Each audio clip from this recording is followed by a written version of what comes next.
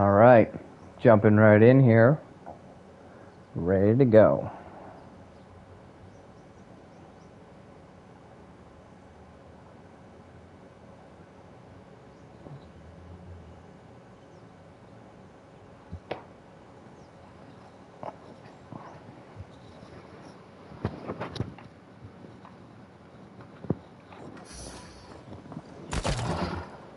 Whoops.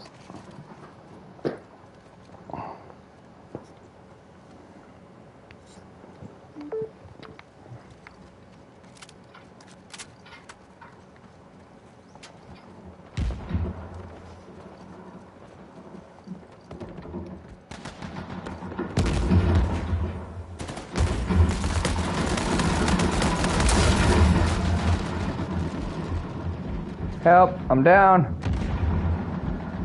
Right around the corner, man. Yes, thank you.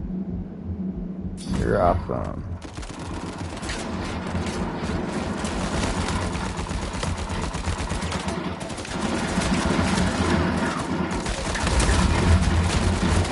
No!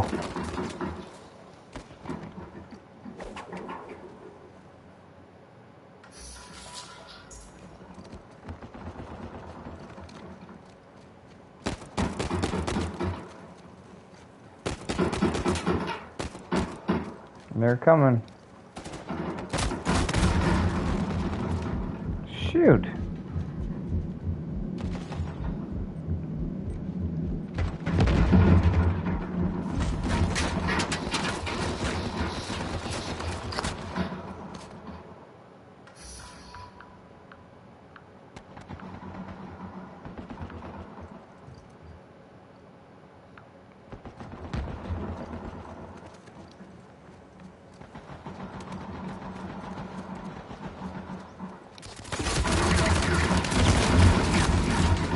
Oh, man. This does that.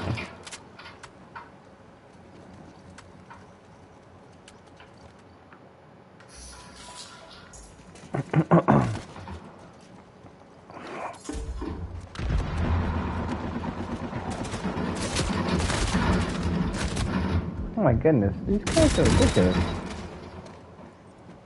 Just getting smashed.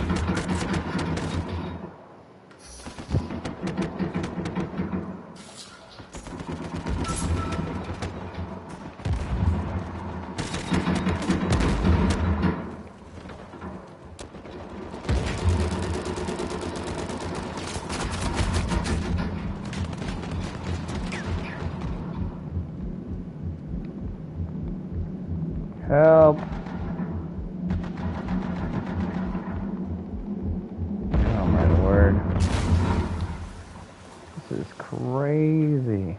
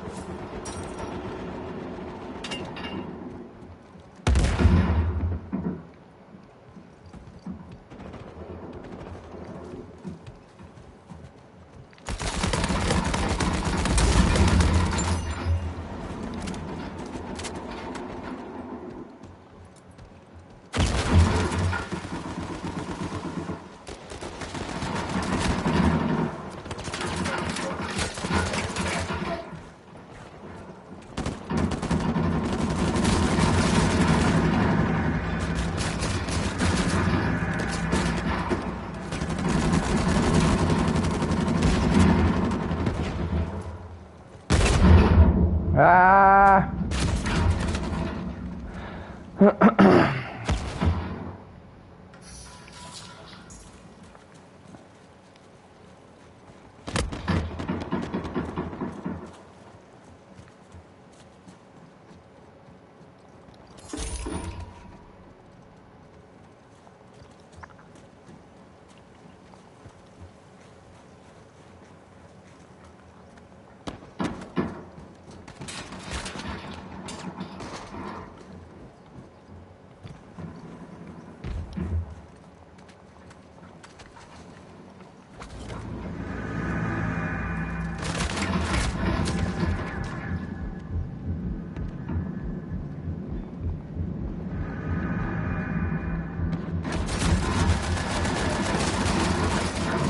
Word.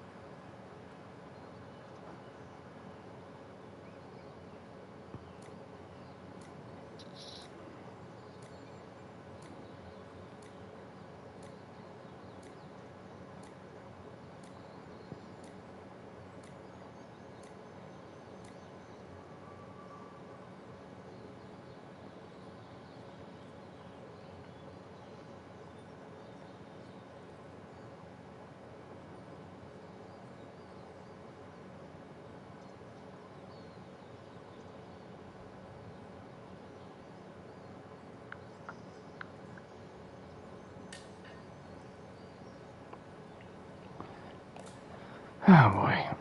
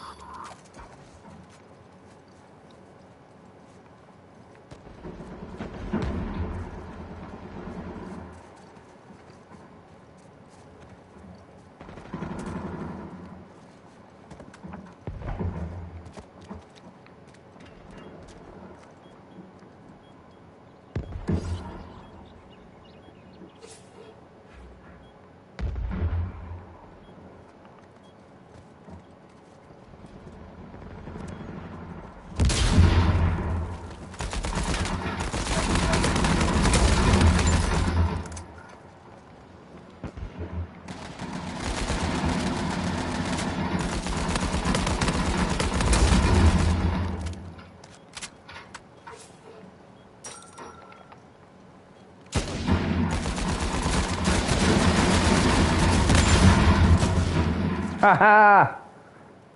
Stuns.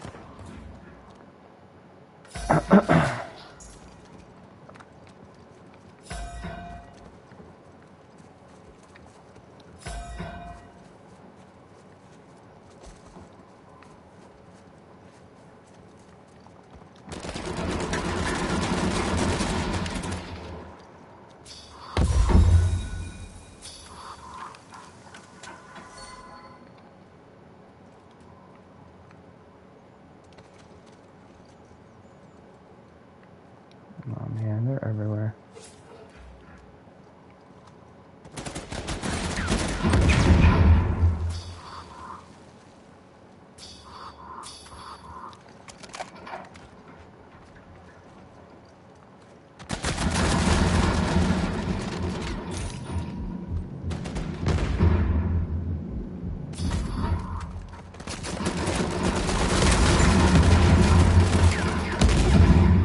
Hmm.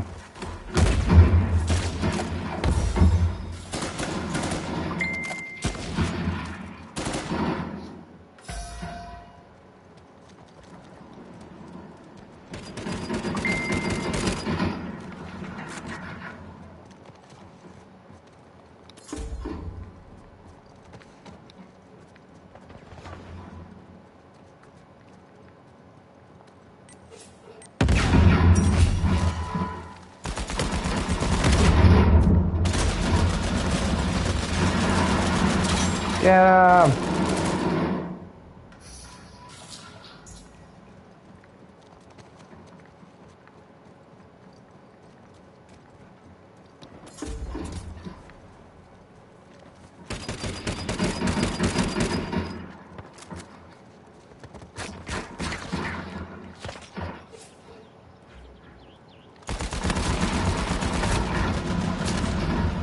Ah, dag.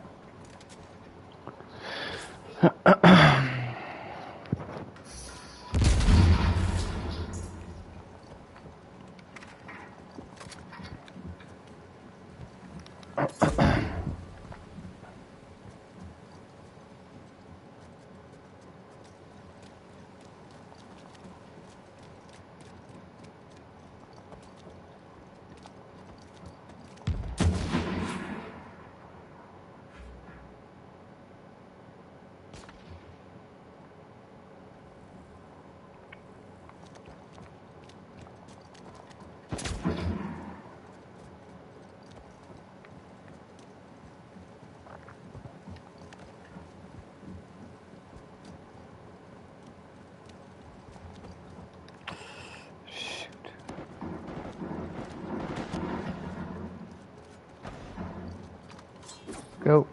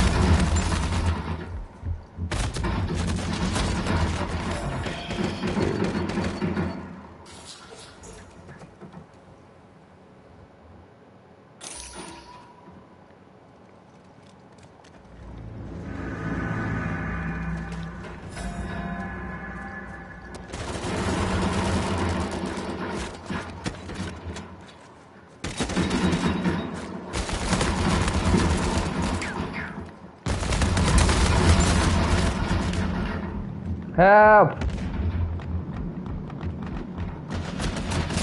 Ah, come on! Watch your back! Watch your back! Turn around!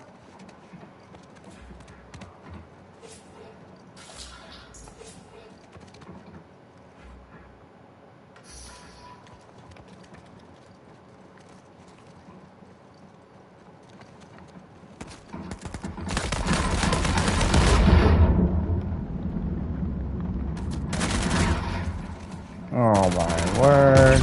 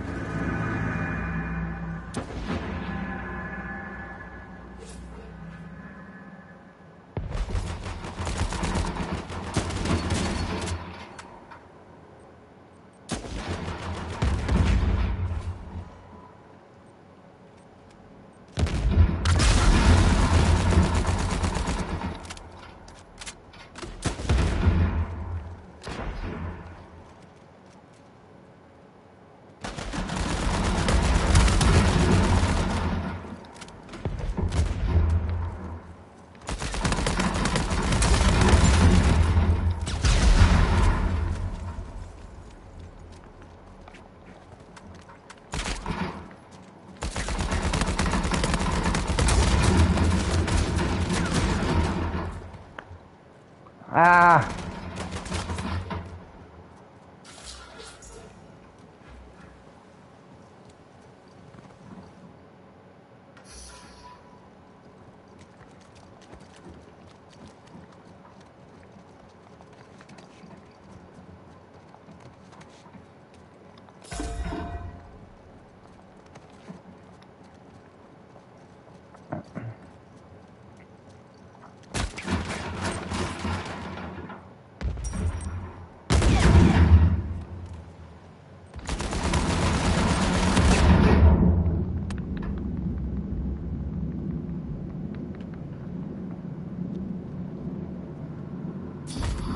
Thank you.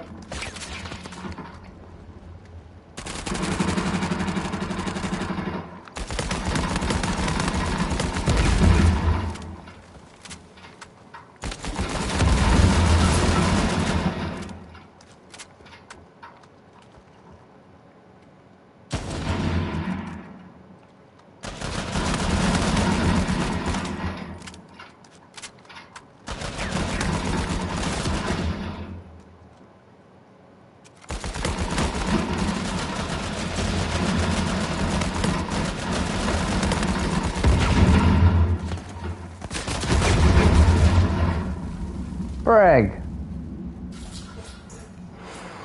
Ah.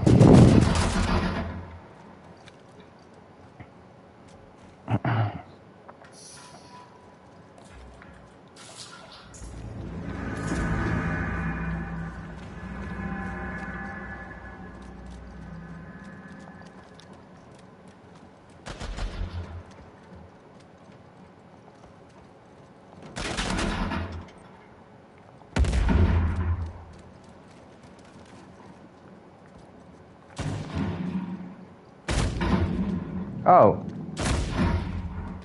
Man, come on.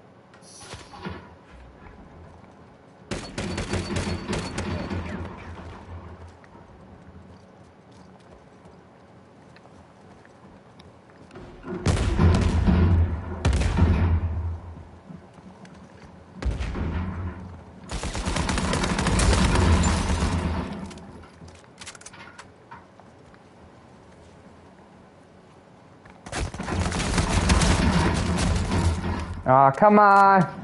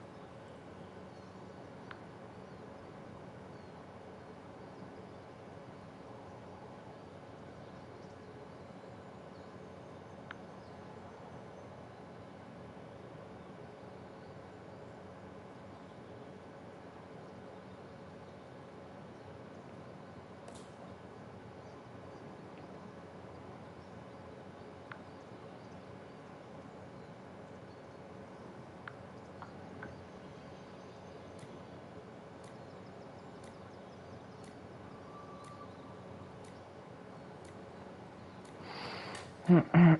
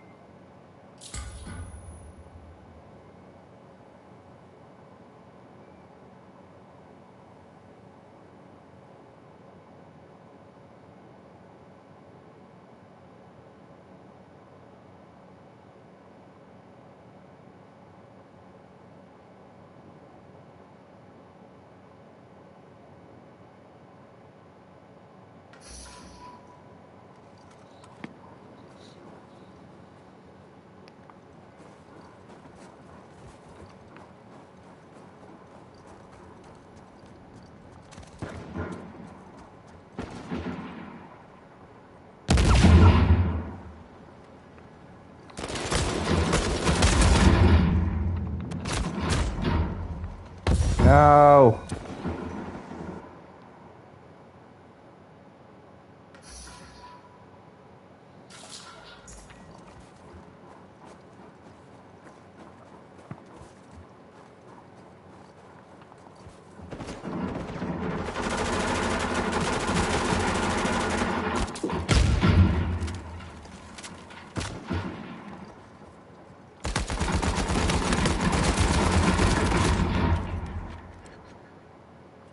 Where's my backup, man? Come on. Oh, he's down. Thought he was still up.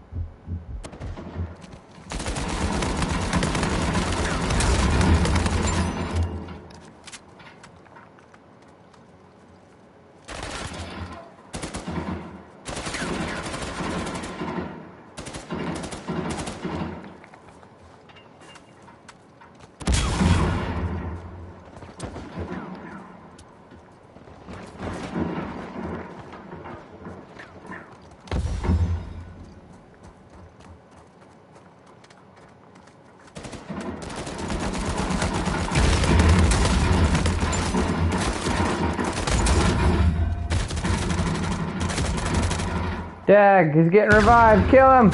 Kill him! No! Man.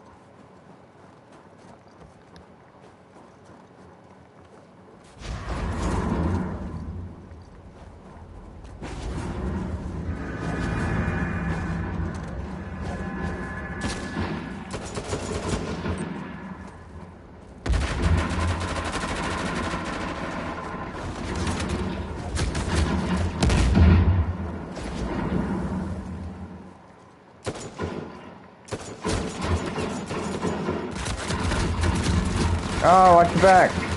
Jag. Man.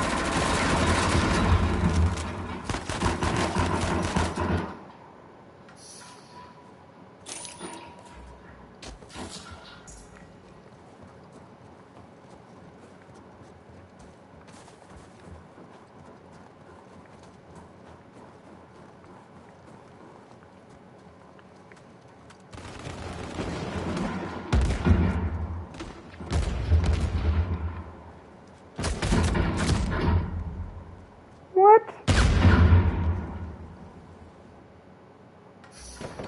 Alright, I'll invite you here. I'm just gonna finish this game.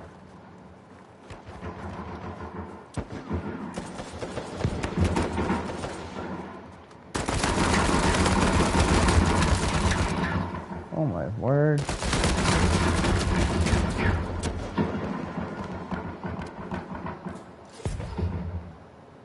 Wow.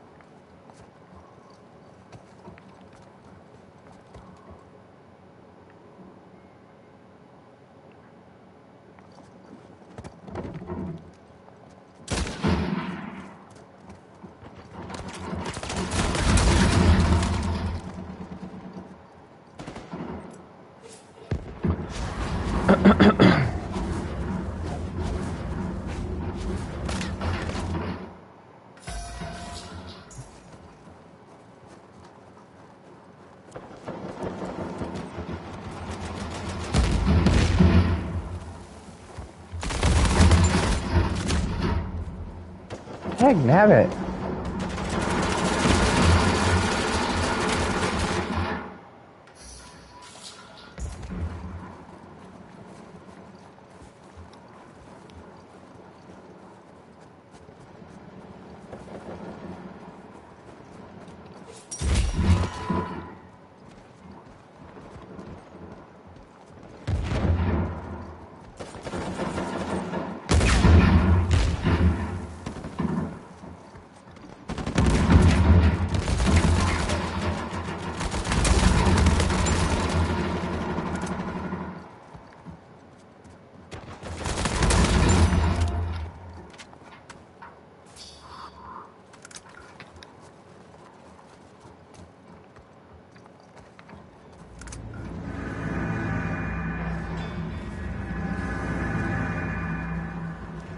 Nice.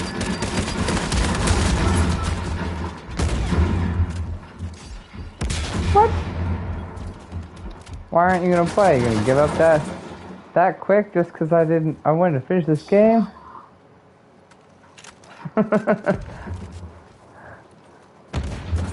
You can invite me to a private chat if you want to talk.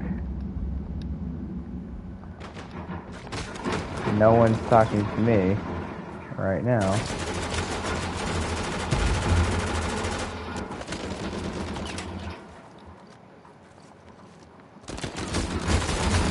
Oh, this is so dumb. Ah.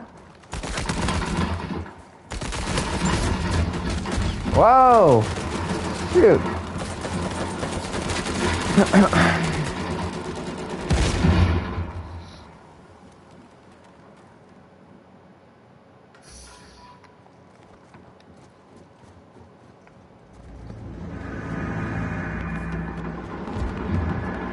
Project.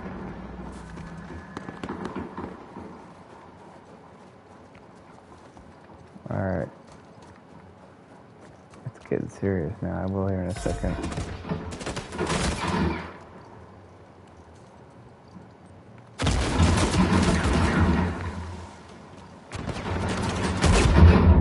Oh no. Oh my word. Are we gonna lose this thing because of me?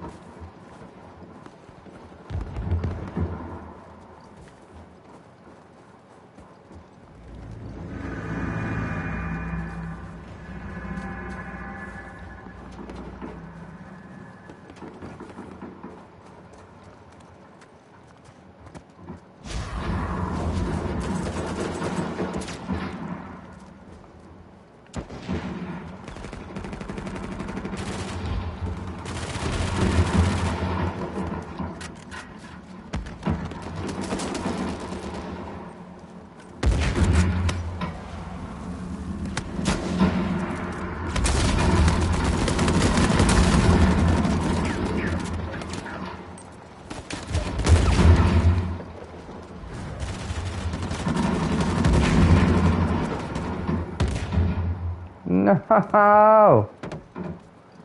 Come on, Doug. Ouch.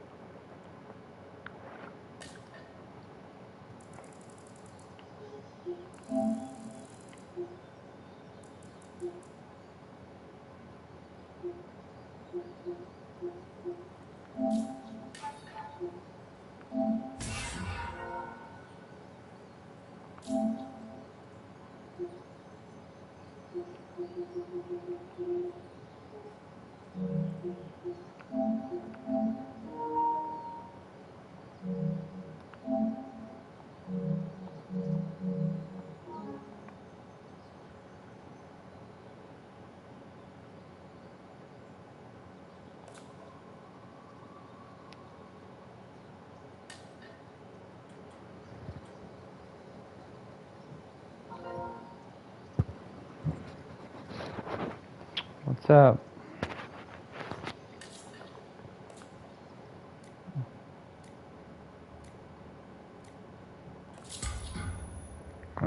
Like making a tiny Frodo cake or something?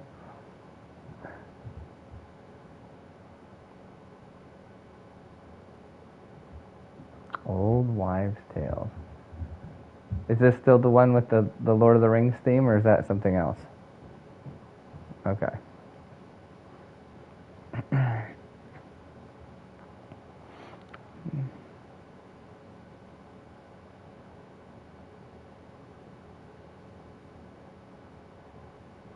Is there an echo for like when I'm speaking, or?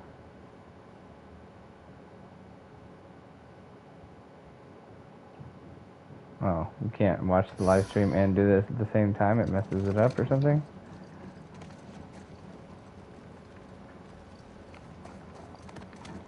Oh, there you go.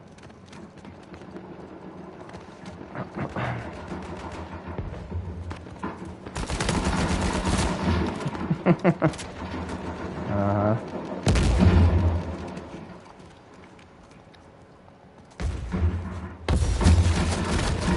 Uh-oh. Did you enjoy your nap yesterday?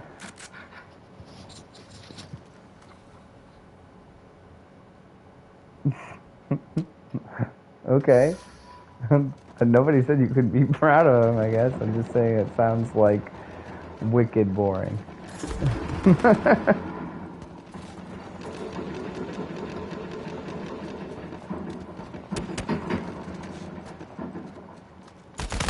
Uh-huh. Wow. Oh my word. Oh, I just got ganged up on. Stupid guy wouldn't go down.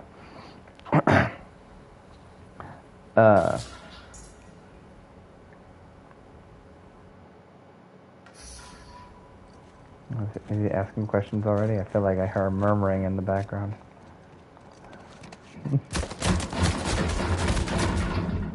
Oh, was it? Okay. Who's that moron in the background? You know? I'm talking about me. I heard my own voice.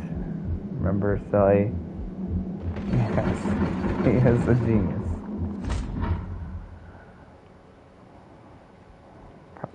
Probably so.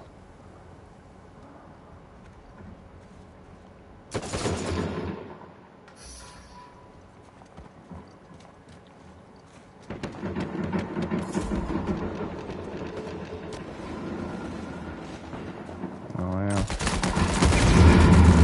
You did? Oh. Super nerd.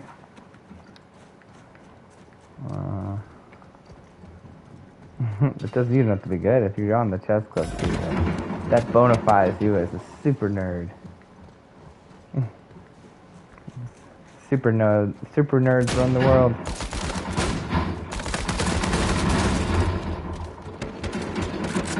Maybe you just liked what? Or you just, yeah, you were looking to, you know, get yourself a super nerd. Sounds like you might have found one.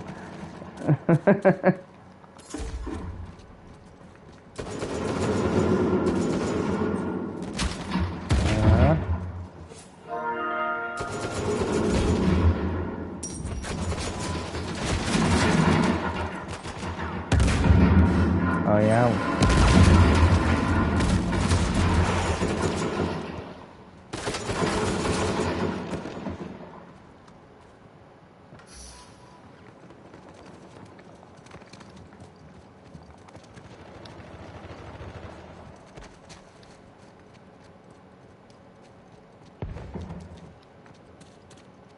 Demonology, huh?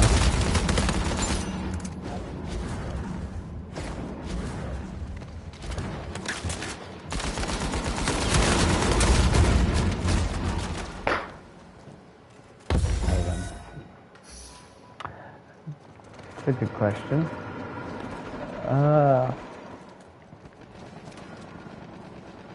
I'm not sure. I mean, I'm not like, you know, we know that from scripture that demons like you know, basically have to be in something, but I guess I always assumed it was like something, like a living being, and even, you know, obviously we had the example in scripture where they go into pigs, you know, so that's not something that's not human, so that's an example of something, meaning that it doesn't have to be only a human being, it could be something that's not. Yeah, so I don't know. I guess I've never really done too much thinking about that. What is your opinion?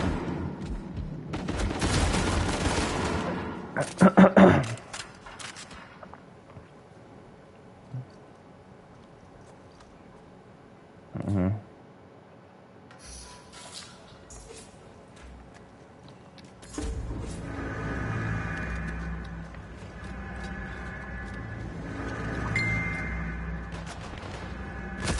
Yeah.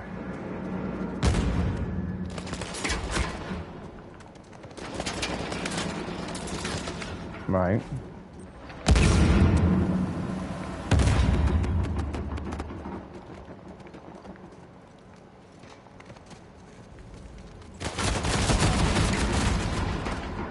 Hmm. So you were there for the conversation, or you were overhearing it, like on a phone or something, or what's the deal? Okay.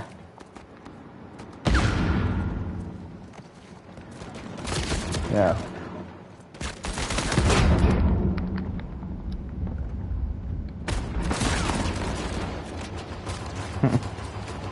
Yeah, I gotcha. No. There's still always sometimes where that happens, where you've got somebody who's just overtaking the conversation, like maybe they've had one too many to drink, and you just can't get a word in edgewise.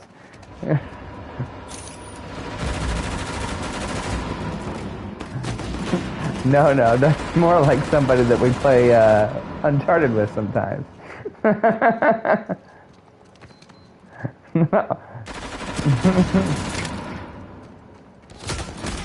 Whoa.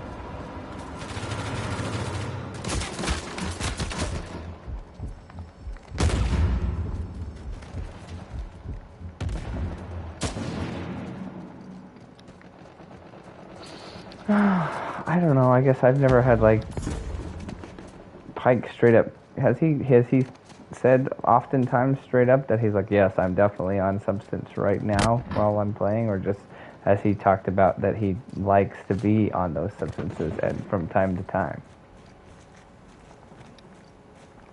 Yeah. Yeah. Yeah. Well, I don't know. I mean, I guess that could maybe cause him to be like maybe more like erratic when it comes to like, you know, rage quitting potentially, because he likes to rage quit a lot.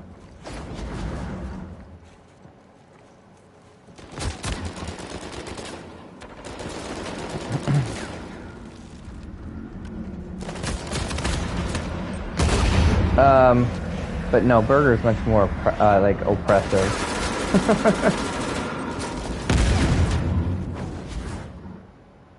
No, yeah, he's a little overwhelming. Uh, and also, like, he says stuff that doesn't make complete sense, but he definitely thinks that it makes sense. So there's no talking to him about the heck how that doesn't make sense. Where some people you could be like, bro, that doesn't make any sense. You need to like just slow it down, and they'd be like, yeah, you're probably right. You know, whatever. I don't know what I'm saying, you know, but he like sticks to his guns. He's like, I know exactly what I'm saying. You know, like I don't know if you do. I'm pretty sure you don't. You know.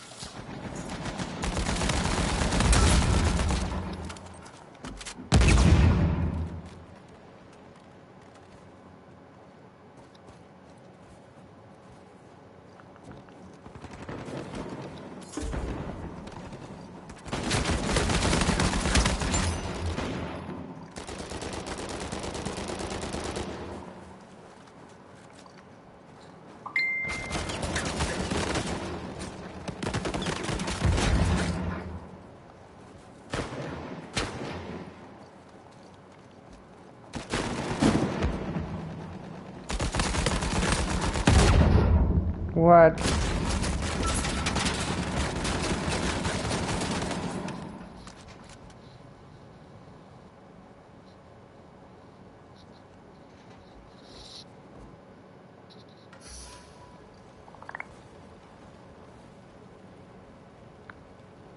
What? What? Why do I stream? Multiple reasons, I guess, but I think I would like to just, at some point, get used to, like, talking to people, so maybe one day I'd like to, my goal is to try to, like, start a podcast where we could have conversations similar to the ones that we have, like, about religion and different things like that. And also to do that, if anybody's ever going to listen to them, you gotta build an audience. So this is an easy way to do it, where I'm still, you know, working on the technical side of figuring out how to do a regular podcast. TikTok is evil. I don't want them to steal my identity, bro.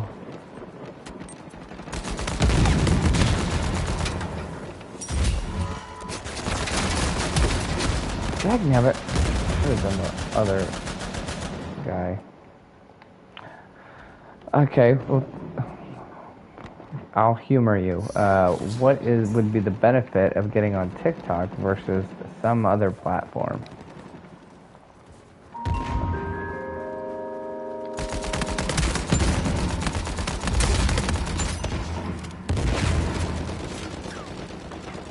Yeah. Well, I don't live stream on Twitch, obviously, just on YouTube, but yeah, I get you.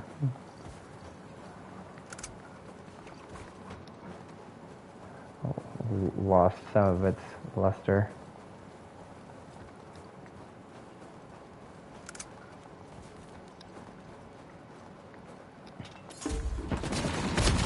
Oh.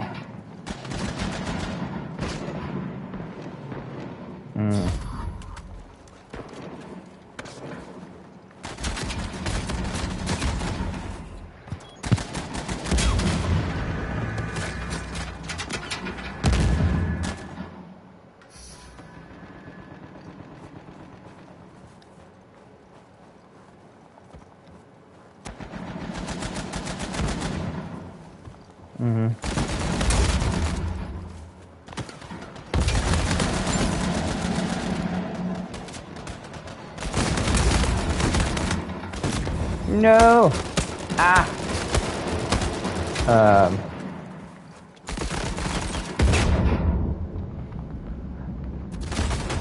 Well, you know, and another reason is, like, you know, too, if I start on that or start on even, like, Twitter, I'm starting from scratch, where I've been on YouTube for a long time, so it's not like I have a ton of followers or anything like that, but I'm gonna have a lot more than 0. You know.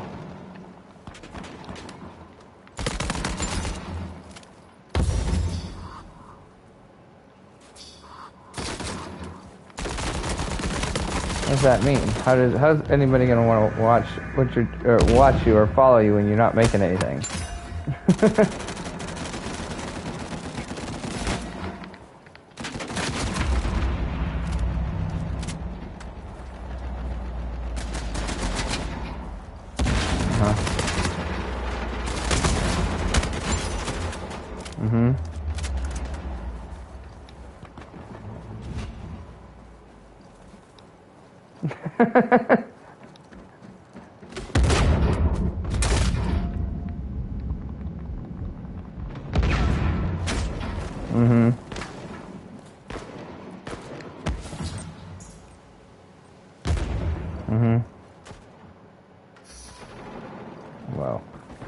Wow. Do you have a picture of yourself?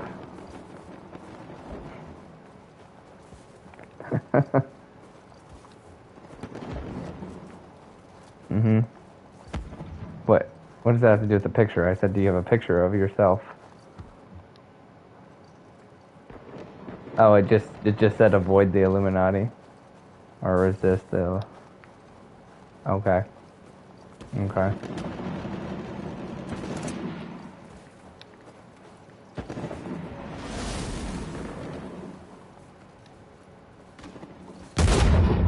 Mm-hmm.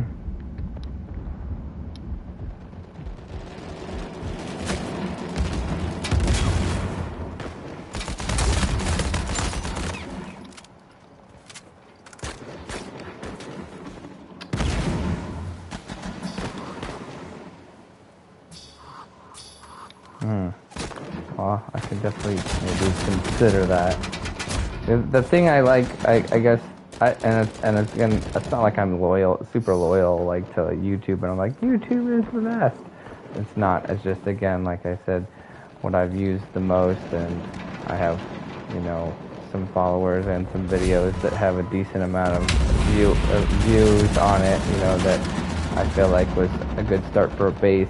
But the one thing I don't like about YouTube, it's the same thing that, you know, gives me pause about TikTok, which is I know that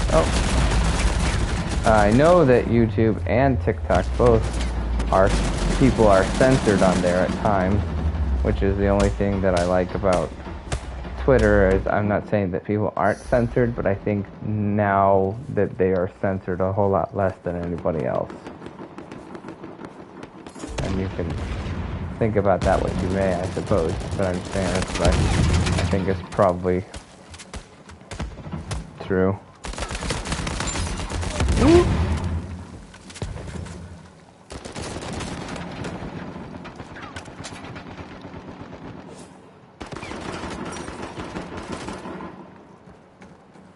Mm.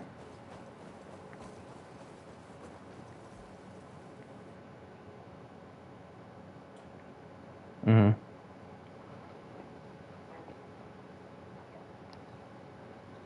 You know.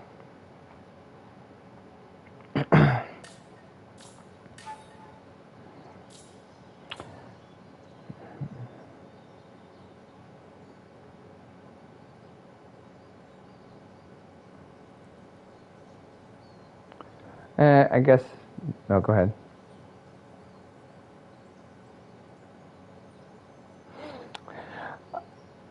I was just gonna say, like, also sometimes I like consider just like making a video that would be like a live video off the cuff, but then sometimes I kind of like talk myself out of it because for two reasons. One, I'm like, well, if I live stream something and just say something, then I could, if I make a mistake, then I'm gonna hate myself for making that mistake or whatever. But then on the other hand, if I make a video where I have to like or decide I want to do a bunch of editing to it, which I can do, but I hate doing it. It's like my least favorite thing to do. It takes a long time, and I'm very meticulous about it. So then, end up ends up being like taking way too long to make a video. You know. I know, right? So that's the thing is I guess, but at the same time, I guess it's like I feel like it's, or at least in my head, it's different because I'm like, well, I'm just playing a video game and then I'm saying things. So who cares if I really like make a mistake versus like if you have like a specific video where you're ranting about something and being like, you know, talking about a specific topic, you know, and only not doing that and playing a video game. You know what I mean?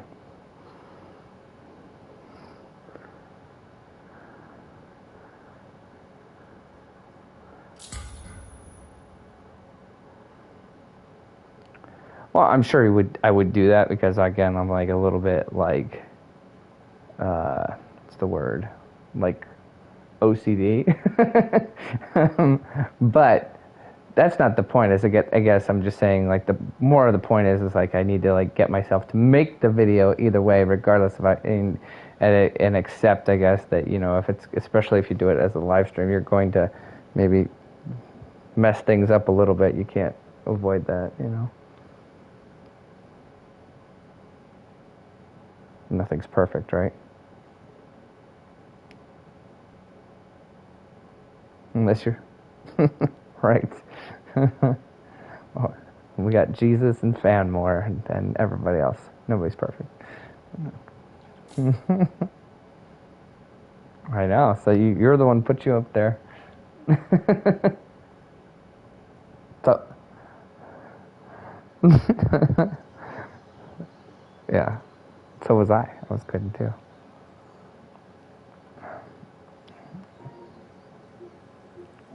Just saying.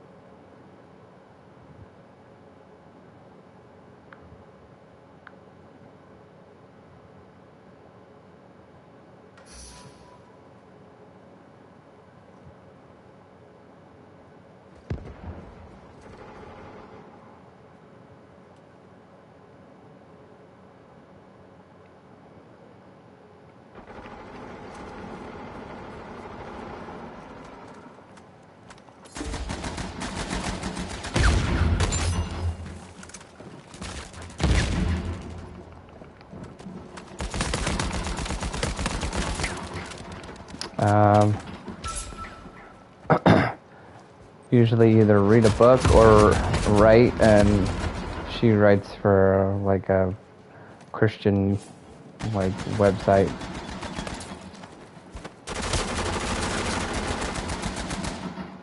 I think it's BeliefNet, if I'm not mistaken.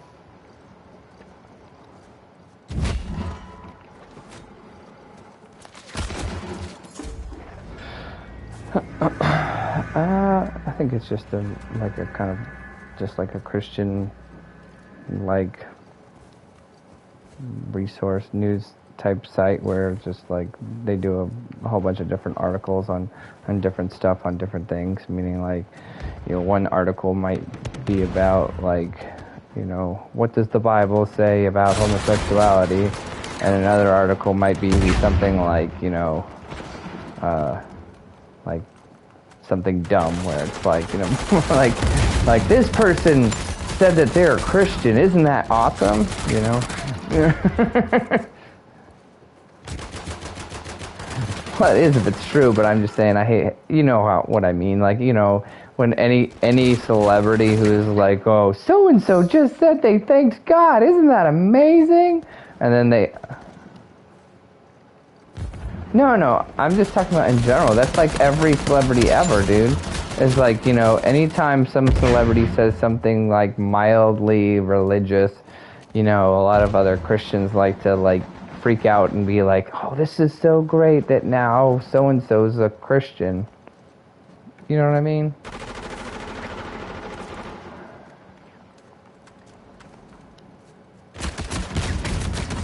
I was just thinking about that the other day, of like the swing of opinions on like on on like Kanye West, since Kanye West is so like has so many different things that has happened throughout his career, and so many different like almost like personalities that he's had. So like when Kanye West was first like coming up and making albums and stuff like that, he was just like a normal dude basically who was like, oh, that guy, he's a rapper, he's pretty good, he's from Chicago, who cares, you know, whatever, right? And then like that was, you know, him for like a long time, and then there was a very small peak that didn't last too long where it was like, oh man, Kanye West is a Christian now and he's making Christian music and he's put out a Christian album, and you know, it's great, it's like about King Jesus and blah blah blah blah blah, right? And then right after that, then it was like, oh no, did you hear what Kanye West said? Now he's an anti-Semite and he's saying some terrible stuff and doing some crazy stuff, and he said he liked Hitler. Oh my, you know. So that didn't last very long. It's just like, you got to be careful Like it's so dumb how we look up to like these celebrities like, oh, this guy's made a lot of money, so we should like really be excited when he says he's a Christian. You know.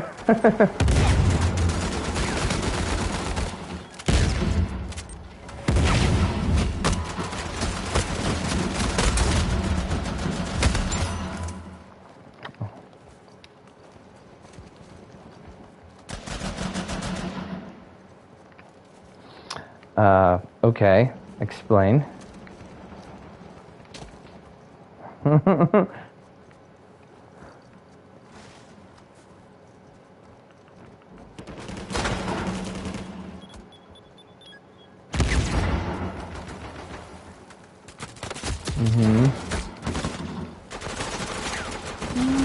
know, but that Kanye West has always been kind of like eccentric, and he just has become more and more eccentric over the time.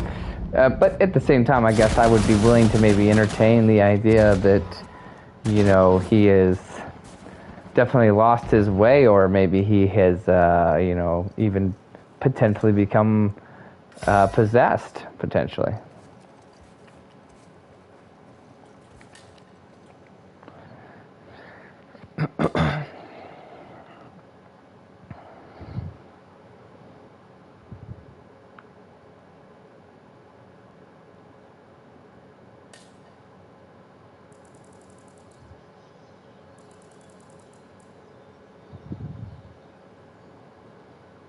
Say that again?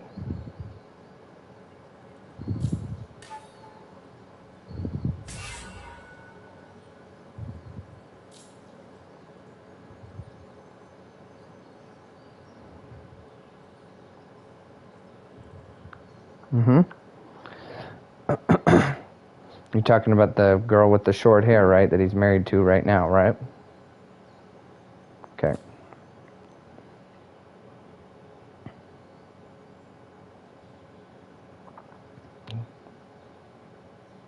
He didn't break them off. They got rid of him.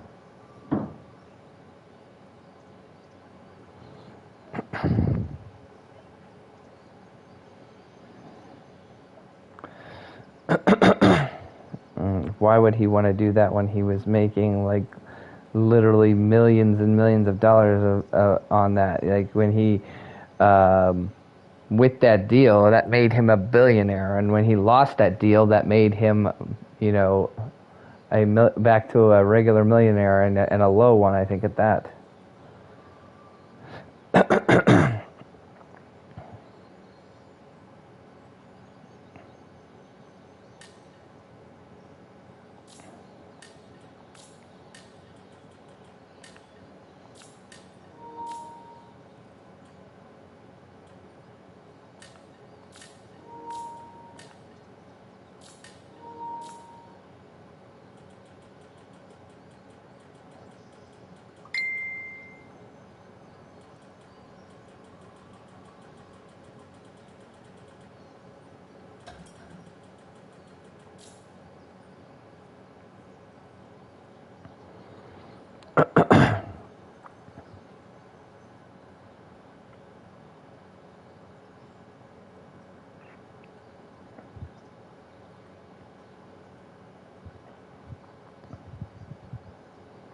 No apparent reason. His Kim Kardashian divorced him, so he was single again.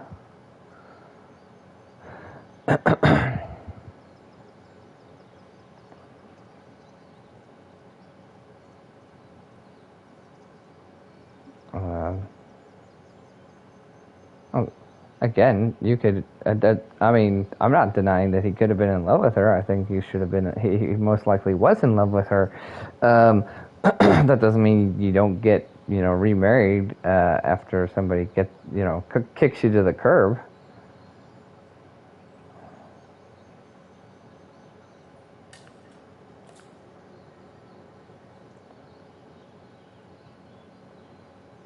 Yeah, I think we're getting distracted anyway from the initial thing that I'm talking about, though. Is like what I'm talking about is I'm just simply talking about how the Christian community or culture or whatever you want you call it in our culture gets excited whenever a celebrity says something about God that they find positive, and then they want to like lift that person on a pedestal and like basically claim them for themselves and be like, well, now whoever it is, he's on our side. He's like for the Christians, and that's oftentimes not the case. They, and they have their own Hollywood, version of faith, Christianity, whatever, that is not the true Christianity of the Bible, is my point.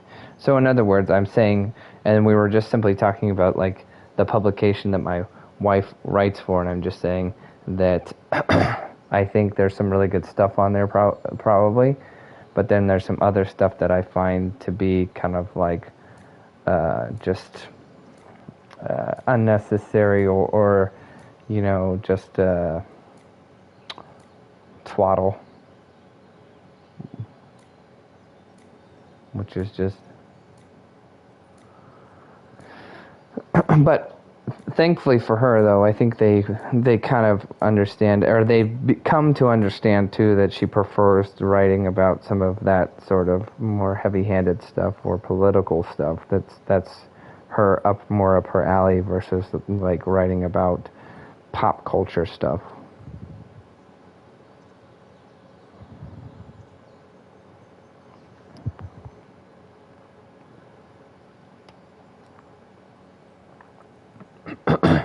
Mm-hmm.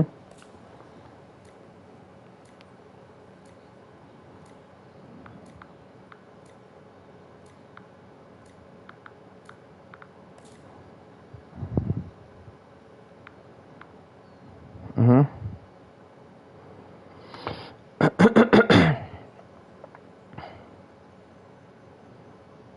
Mm-hmm.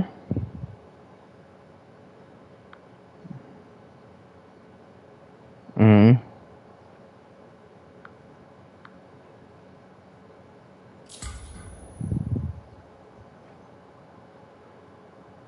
Torn Wells and who? Oh, oh no.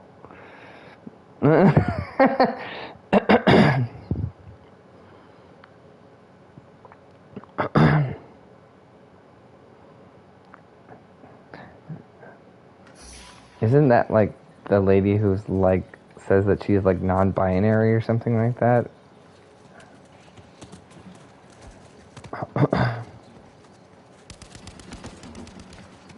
Mm-hmm. Yeah, I'd have to double check that, but I feel like that's maybe the lady who's like super, super wild.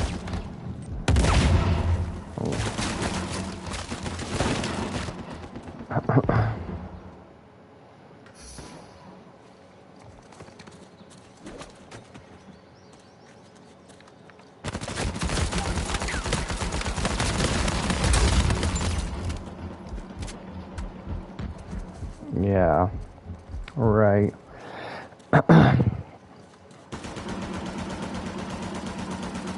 Yeah, for sure. That's no good.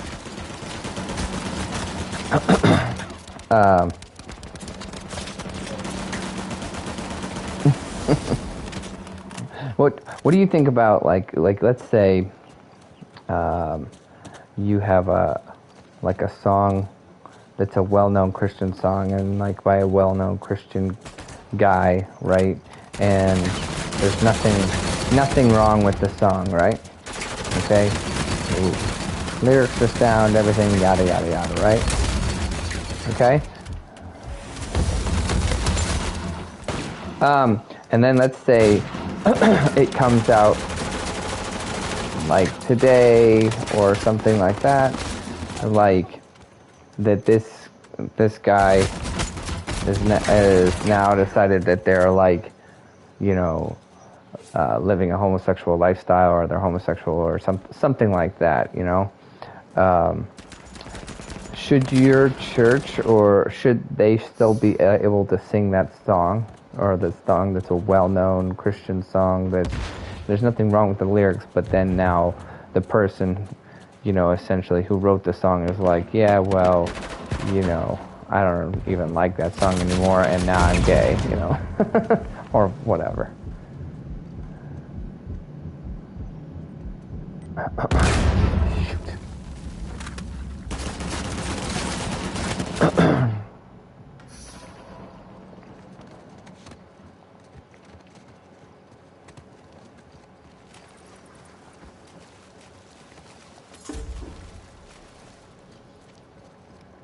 Or what if they don't renounce their faith, but they're just like, well, I'm gay Christian now. There's nothing wrong with that.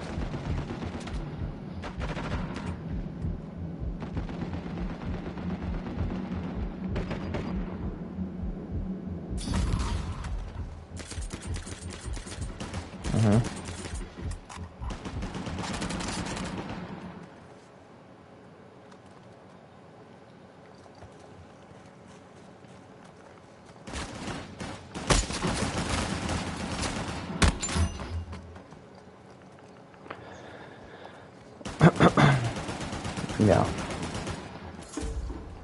Well.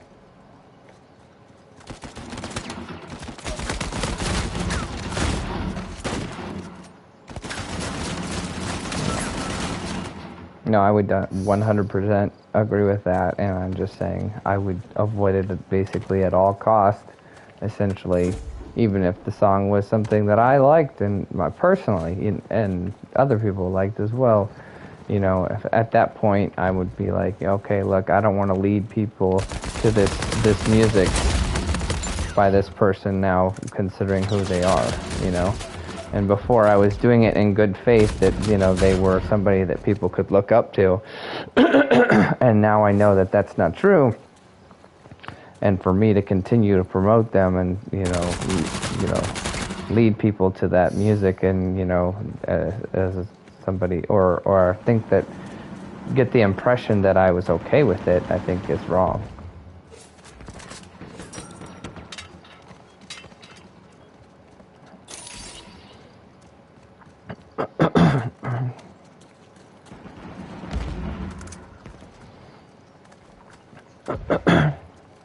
Right?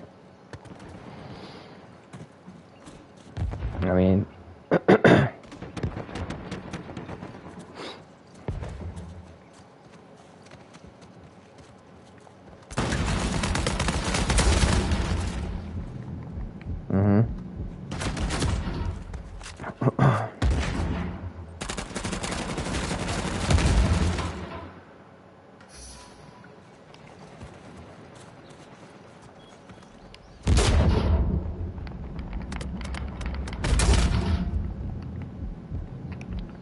oh, come on, guy. Yeah, no, and I think there's a lot of quote-unquote Christian music, too, that is, like, not really Christian music, and it's probably, like, it not biblically sound, and, we probably don't even think about it as we're, like, driving down the street and listening to it in our car, but if we, were to, like, have the lyrics right in front of us and follow along, we might be like, I don't know about all that, So,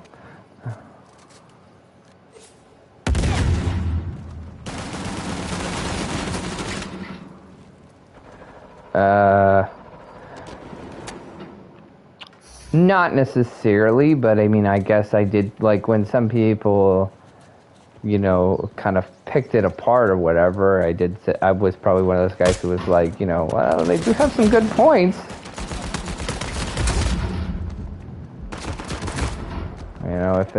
If you're going to describe, love from a biblical standpoint, and there's nothing in the Bible that, says that that's the way that you describe love, especially considering that the Bible does describe love in a lot of different ways, I think it's a decent point.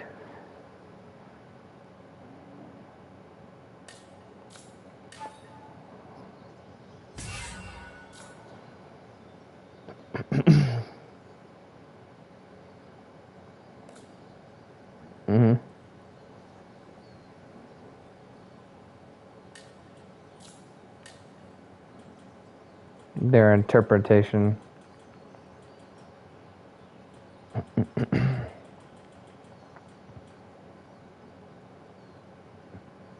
Yeah, I don't know. I guess I'm just saying, like, at the same time, like, if there's any question about it, like, if there's disagreement about it, I mean, maybe it's best to stay away from it. And like, but I mean, at the same time, I'm willing to acknowledge that there's going to be points of contention, and I'm not taking like a hard and fast rule on that particular song. Now, like the hypothetical that I gave you has a very real world example, and I can go into that in more detail if you want. So there's this particular song called I'm trying to remember if it's like called "Thank You" or "Thank You for Forgiving," but it's something along the lines, okay, of that. But anyway, it's like, "Thank you for giving to the Lord. I am so glad you gave," But anyway, the point is it's just basically talking about different things that your money did to help further the ministry and yada yada by giving to the church and tithes and blah blah blah blah blah. And so it's it's an old song, and it's been around for a very long time, and it's very well known. And the guy who wrote it at the time, I think was maybe even married and all this different stuff, and now he's like, I think, again, I'm not 100% sure that he was married, but I think he was married, but then he divorced his wife and then, got into a gay relationship, right? But anyway, the point being that anyone who knows a lot about music, especially Christian music, probably at this point, since it's been years since that happened, would know that that's the case, right? And we had a time where somebody requested it to be sung at church, and the person that they requested to sing it themselves had apprehensions about singing it. Like, they're like, about that song, and the guy who wrote that song, right? And then also the person who requested that song requested for him to sing the song was aware of the artist's current lifestyle, right? And was just like, well, this person really wants it to be sung, and I don't think most people don't know about that, so I don't think it's a big deal. And I found that to be very problematic in a lot of ways, especially because, one, by the guy who's like singing it, if he feels uncomfortable singing it because of that, you should probably not be singing it. If you had any apprehension about it, you should not be doing it.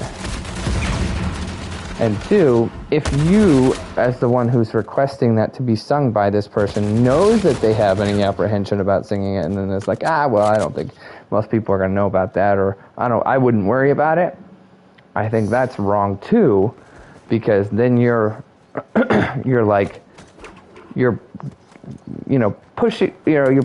putting somebody in a position where they have, spiritual questions about it, and then telling them it's no big deal. Yeah, so I think that was a big, I guess, misstep by that particular person who did this, and I think a misjudgment on their part.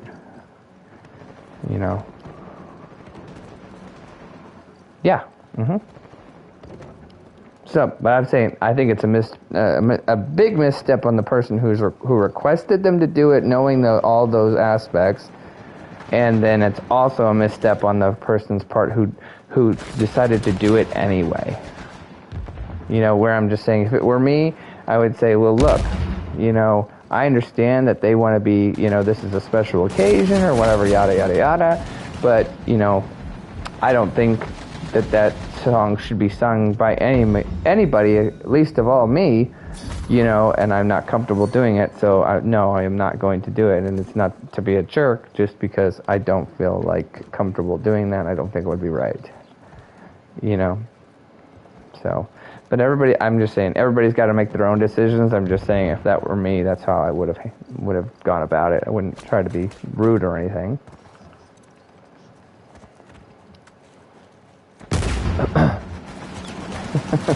But this is also another reason why I always joke with people and be like, that's why people don't like me sometimes, you know. That's not.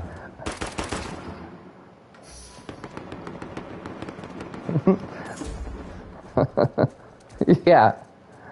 I think I'd probably be like at maybe 40%, maybe 45.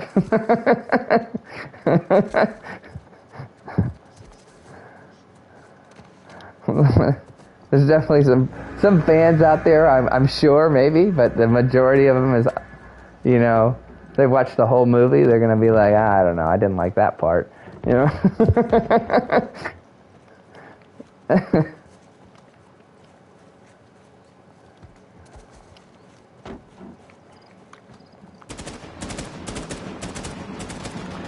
It also depends on which community is rating my movie. I mean, I guess we're talking about like countrywide, you know, it could be even lower than that. But I mean, I'm giving myself almost a generous like rating, hoping that there are some going to be people out there that, you know, are going to be outliers.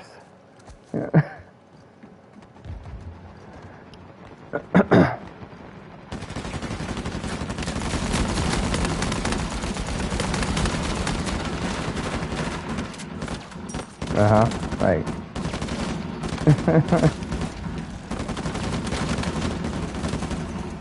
See, that's interesting. So like, you got a 43. I get a 40 or a 45. So you know, and the margin of their error there.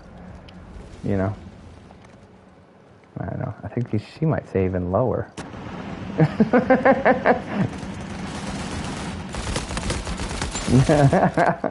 Right. Yeah.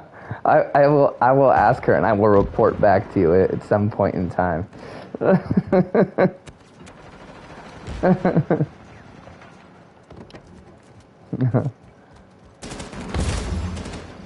No. What? 10. But okay.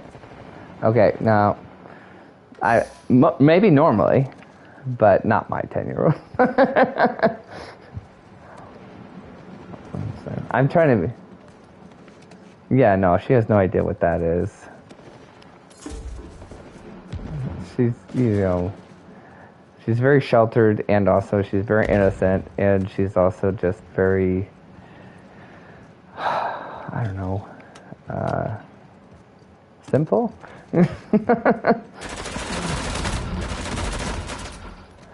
I'm trying to put it nicely, okay? I'm not trying to. I'm just saying, like, that's why I'm trying to explain to you that, you know, she's very childlike, okay? And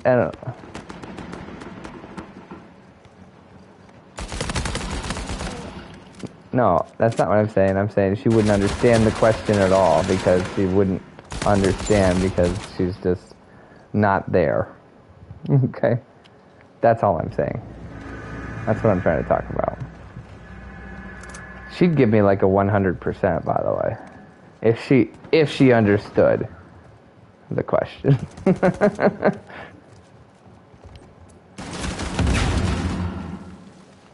Also, sometimes she has been known for like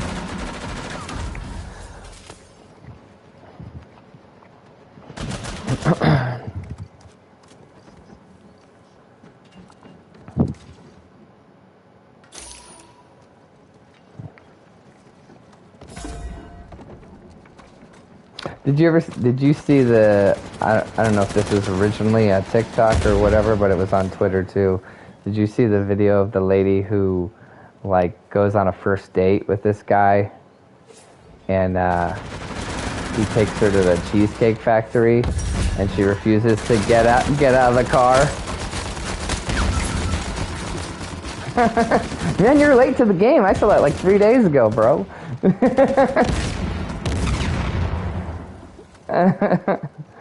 Okay. So tell me what you thought about it.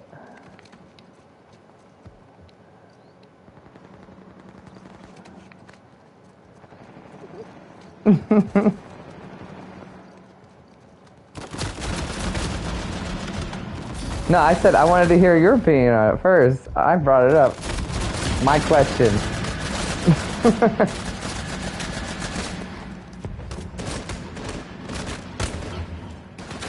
Take out Chinese, more like Sonic.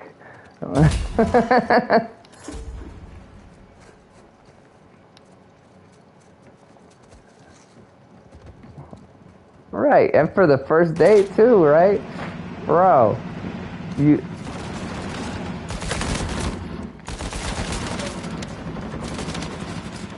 Right, exactly. You definitely...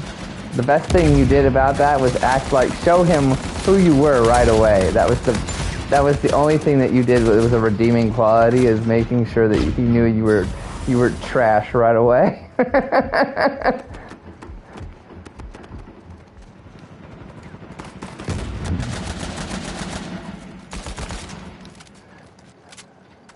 Well, I feel like he was very much trying to be polite. Yeah, he didn't get mad, but he was trying to be like, well, look, bro, if you want to like talk about it, we can talk about it, but you know, you don't need to be filming me right now.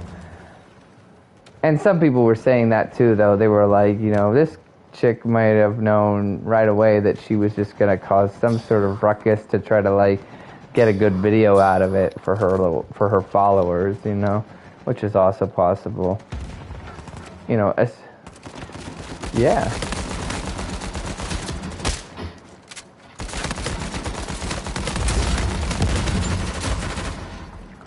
And I was like, I was also like, bro, you think way too highly of yourself. What do you think? Whatever you think you look like is not what you look like. Like, you're not that great, okay?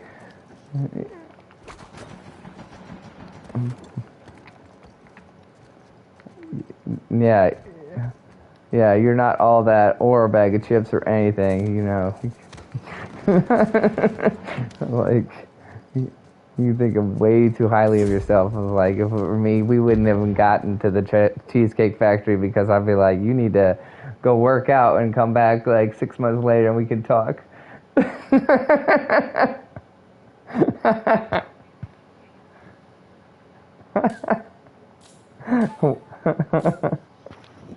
Bro, no. Okay, no.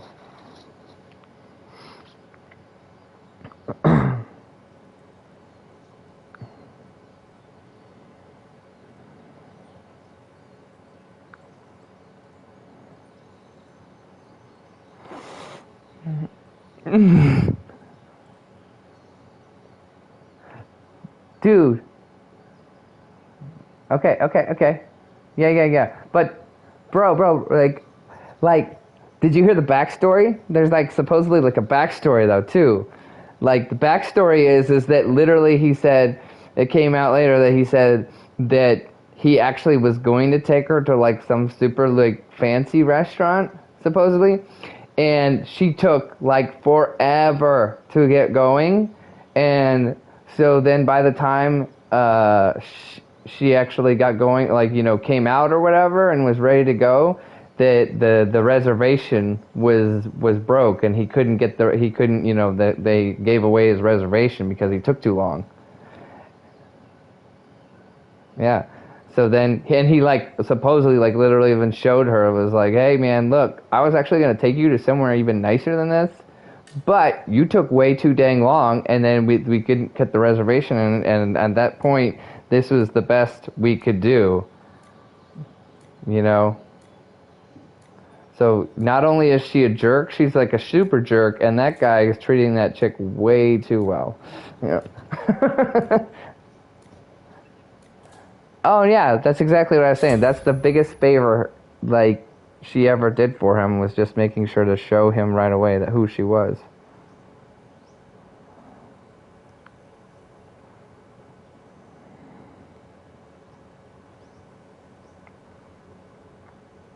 No, not with me. I don't know. I don't think so. I mean, I think that's just because you're pretty doesn't mean you get to be a jerk. Well, no, maybe some people think that, but it doesn't mean that for real. And if you especially, you're not wife material at that point. You know, you can be, you know, you can be like a 10 if you want to be in the looks department. But if you're just a total like nasty, terrible, annoying person with no personality except for awful, it's not gonna work. It's not gonna go. It's not gonna work out either way.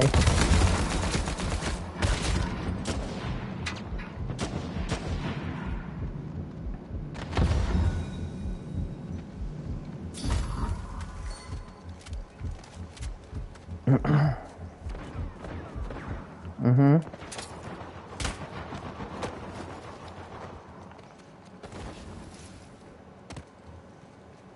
Okay, well, I'm just telling you right now, you know, like, if, you know, I was in the dating scene and my date looked like whatever people want to look like, whatever is, like, considered the most beautiful woman right now, I don't know, whoever that is, right?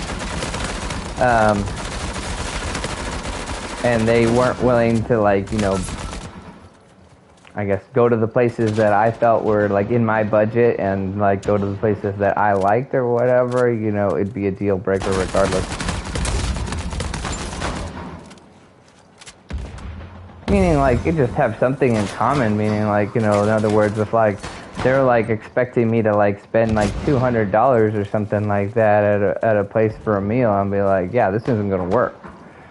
I'm not doing that.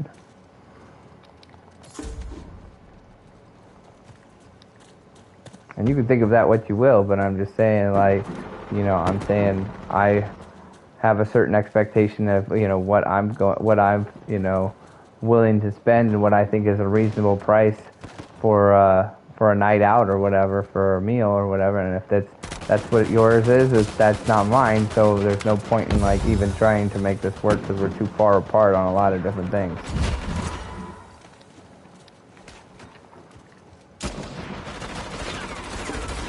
That's all I'm saying.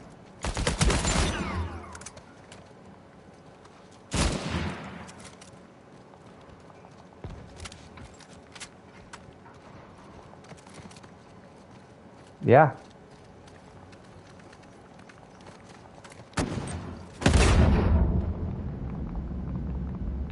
Yeah.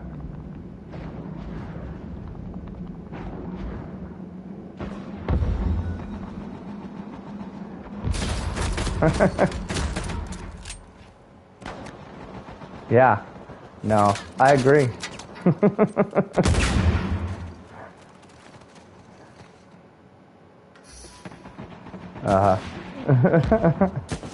No, I try not to say it, but then sometimes if you get me riled up, it's a natural consequence sometimes. But all things can be changed with practice.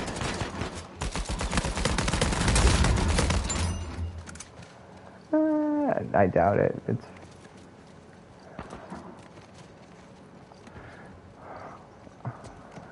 no, no. Remember, I live like in the country, like in the middle of nowhere. I told you that. Nope. Remember, I have a very strange background, so I live, like, I'm kind of like in the middle of both worlds, where I've lived in some of the biggest cities in the world, and then at the same time some of the smallest. So, you know, that's how you get somebody like me who's never been hunting, but also like living in the country, while at the same time prefers, you know, rap music and EDM far more than you know, where I feel like listening to country music is a form of torture, you know. So,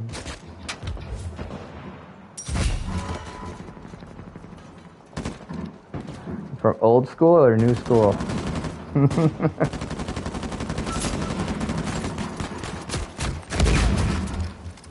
Okay, well, because I'm just saying, like, I was listening to it way before it was ever cool, especially in this country, because it was pretty popular, you know, where I was where I was growing up, long before it was popular here. Like back when I was listening to it, was like anybody who was listening to EDM back when I was growing up, they're like, "What, are you gay?"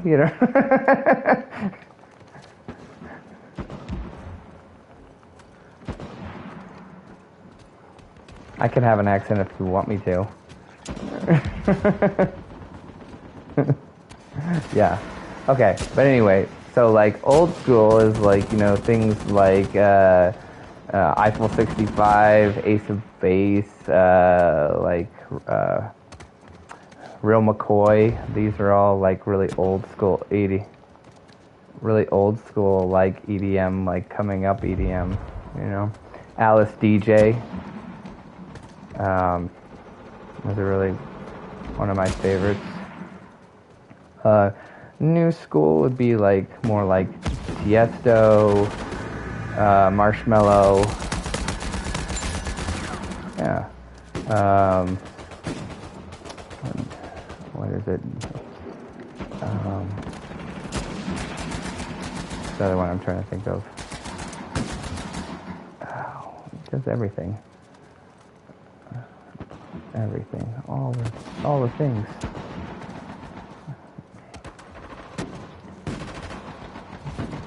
I'm really bad with names though right now, especially in the new stuff.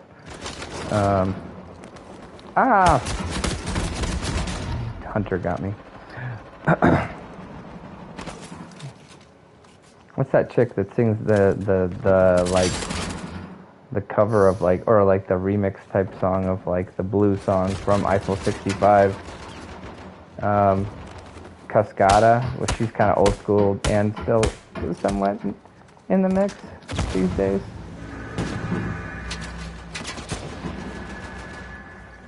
Yeah.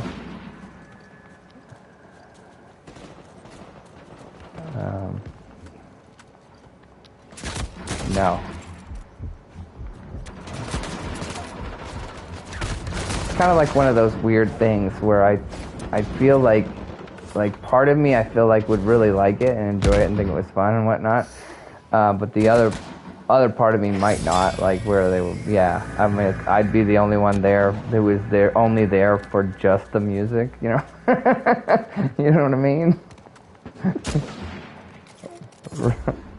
Everybody else is there to, listen to the music and lick the walls or whatever they're doing. No, that's another thing of why it'd be weird. I might jump up and down or something like that, but I'm not gonna dance. Yeah, maybe a rock fist.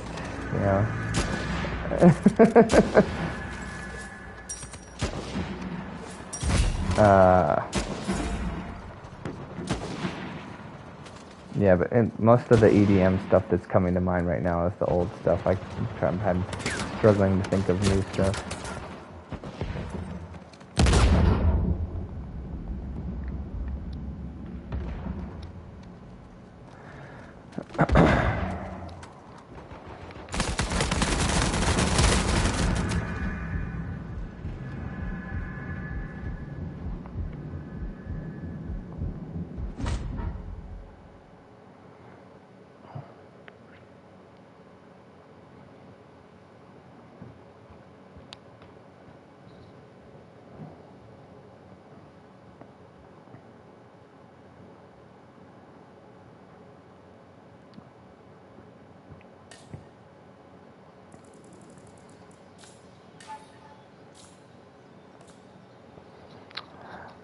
Famore. Have you ever heard of Seether before? The band Seether? Really? No, this is rock. I was only mentioning it because they're really popular now, especially maybe back like 5-10 years ago. They were really popular. Yeah, I'm only bringing it up because they were coming up like when I was growing up, and I know a lot about them to a relative degree, even though I'm not a big fan, only because they're South African. So, like they sang a song with that Broken song with Amy Lee, who's from Evanescence. Yeah, well, that was actually a pretty good song.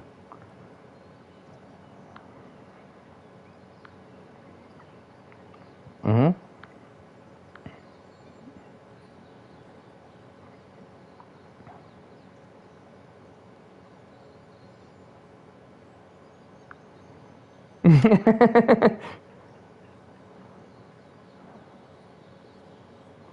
Okay, look up Seether, Broken by Seether / Amy Lee.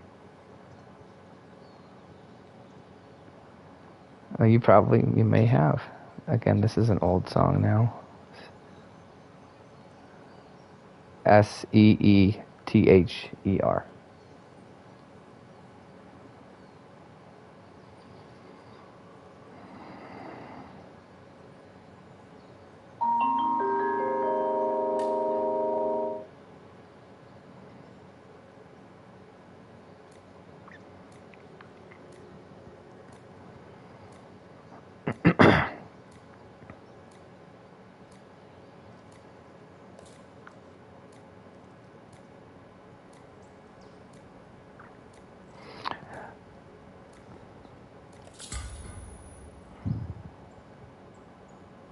That actually reminds me of a semi-funny story about Evanescence, too. Oh, only just that, like, remember how we were related to the conversation kind of we just had, where, like, uh, Christian culture always wants to be like, oh, yeah, so-and-so said they believe in God, and so they're Christians. They're like a Christian band. You know, that basically happened with Evanescence back in the day, where like somebody on Evanescence said something that sounded vaguely Christian, and then they were like, "Oh man, Evanescence is like a Christian band," and they were playing Evanescence on like Christian radio stations for a while, and then after a while, like Evanescence like figured this out, and they were like, "Whoa, wait a minute, what are you talking about? We're not a Christian band. What the expletive are you talking about?"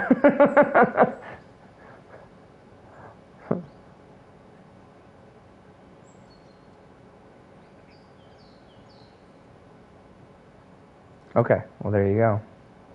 Well, they have a lot of other songs that were on the radio. They're like, you know, they were very, very well played and popular, like, you know, 10, 15 years ago for sure. And they're still probably making music. They're just not quite as, you know, relevant right now.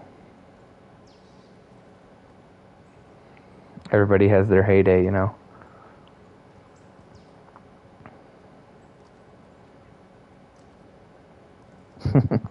Well, you know what I mean. Like, even Metallica, like, you know, like makes tons of money on touring whenever they tour, but at the same time, like, most people want to hear the songs that they wrote, like from like the 80s and 90s. They don't, and whatever they wrote after that, they might be okay with, but that's not what they're there for, you know.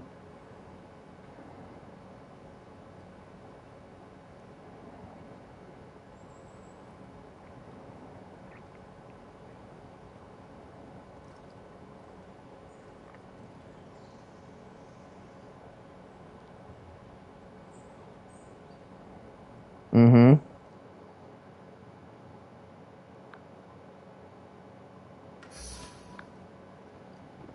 Mm-hmm. Right.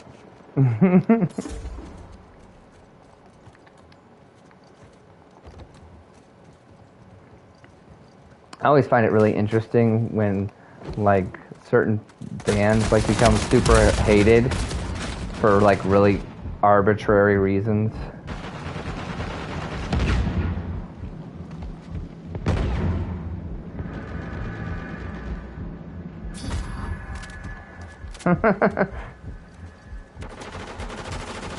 Right?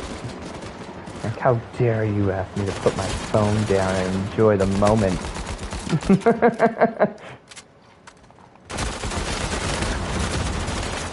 Yep. But in like, I would say, so like, right now, I ask you, like, what's like the most kind of like almost like uncool, like hated band that you can think of off the top of your head?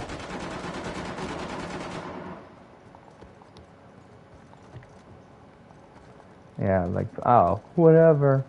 Those guys suck, you know.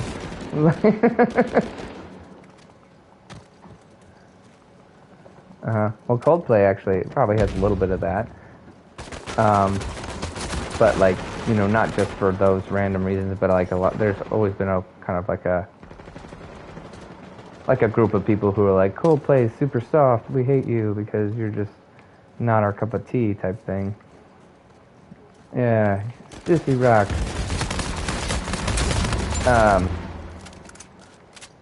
Okay. And I mean, obviously, Coldplay is not my like. I'm not really a fan of Coldplay, so But at the same time, I'm like, hey, man, if people like them, I don't care, whatever. They'll listen to them. As long as I don't have to listen to them, what does it matter to me? Anyway, the point is that I would say that example would be Nickelback. Uh-huh. Come on, how can you not think of Nickelback? It's Nickelback. It's definitely Nickelback. And you know what Nickelback did to everyone? Do you know what they did? Absolutely nothing. Like literally, they should be like they should be the most well-liked bands, because typically people also like Canadians. You know, they tend to have like this rosy view of Canadians. They're Canadians. But really, I guess if I'm really going to come up with a random answer to what they did to everybody, like they became way too successful, and that's bad. So when people become really, really successful and everybody listens to their music and buys their albums and whatnot, then there's inevitably a backlash oftentimes in the music world. We're like, oh yeah, well, you know, I don't like Nickelback because they're too commercial. Everybody likes them, you know? And that's literally the only thing I've ever done is just, you know, sell a lot of records. So that's bad. I don't like them anymore.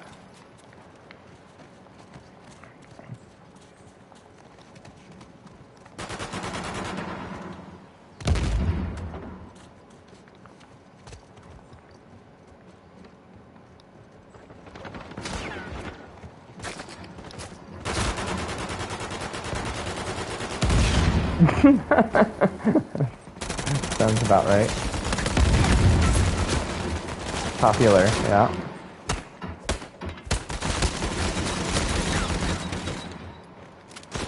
Yep. Well, they cancel you for anything, man.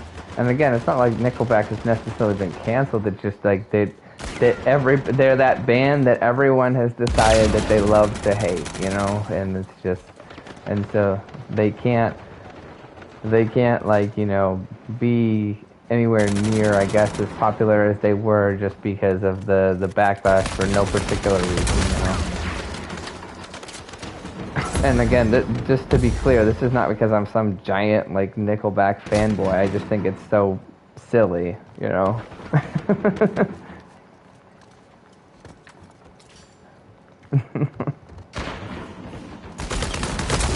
I'm just saying, I figure if we're going to attack people, we should have a better reason than just they were, you know, really popular and made a lot of money. It made too much money because people liked them, you know.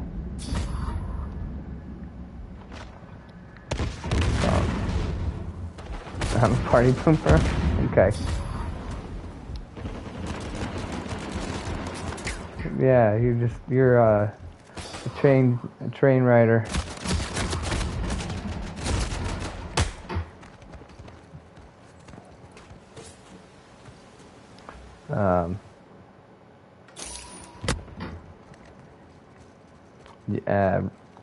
The band Creed went through that too for a while. Like, you know, that they weren't around that long, and they're not still making. They haven't made music in a long time, obviously. So that kind of like ended just because there's nobody to really attack anymore. But for a while they were really popular, and they have got a lot of hate for basically the same reason of just being like, well, they're like really popular and we don't like that because that's annoying, you know. Blah. Oh, so annoying. I really don't like her. I am 100% serious. So annoying. Now, she has much better reasons actually to really be disliked. Okay? Okay. No. For normal, regular reasons, I guess. I'm saying I don't know what that's about. But I'm just saying, like, okay, if you were somebody who, like, was a Taylor Swift fan from, like, day one, when she started out, she was literally like a little country girl singing country songs, okay? And now she doesn't sound anything like what she was, you know, at the beginning. So in other words, there is a difference between old Taylor Swift and new Taylor Swift, and I didn't like either one. But I'm just saying, at least you could attack her for something that's like, I like Taylor Swift back when she was singing country music or whatever, you know, instead of just basically somehow getting people to, you know, love her for singing generic pop songs, you know. I don't, why, tell me why.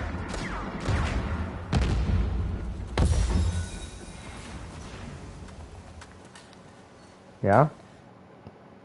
I've never heard this. I'm not saying it's not true. I'm just saying I've never heard that. Dude, you sent me some sort of video or something like that was an Instagram video, and I could never get it to open for me. I don't know. Am I not allowed to see it because I'm not on Instagram? Because I'm not. Well, neither do I, really. Do you know who Kat Von D is?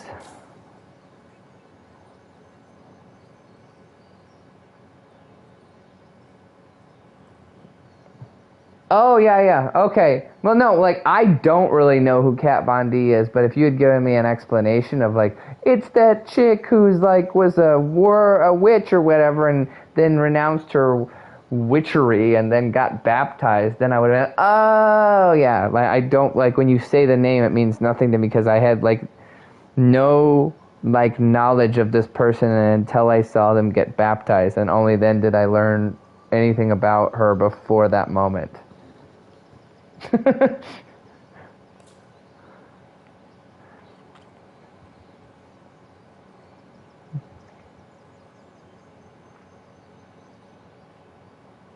Mm-hmm. Okay, and your thoughts on that?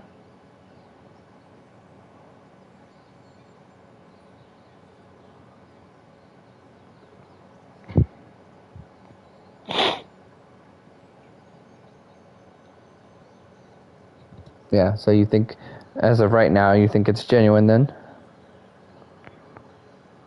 Okay. And again, I have no really, like, nothing about her, and, you know, I really, really, really hope that it is genuine, because that would be great, you know. And also, baptism is a much more, you know, again, you can do anything, I guess, to fake people out or whatever, but I'm saying baptism is a much more, like, realistic proclamation of faith rather than what I'm talking about when that I'm annoyed by, where all these people are like, this person's totally a Christian because they said God's cool, you know, yay, you know.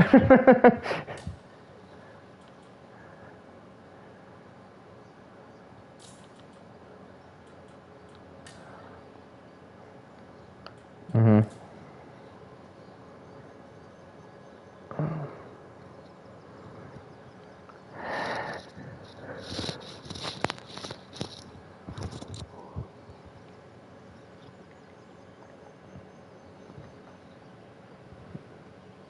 Yeah.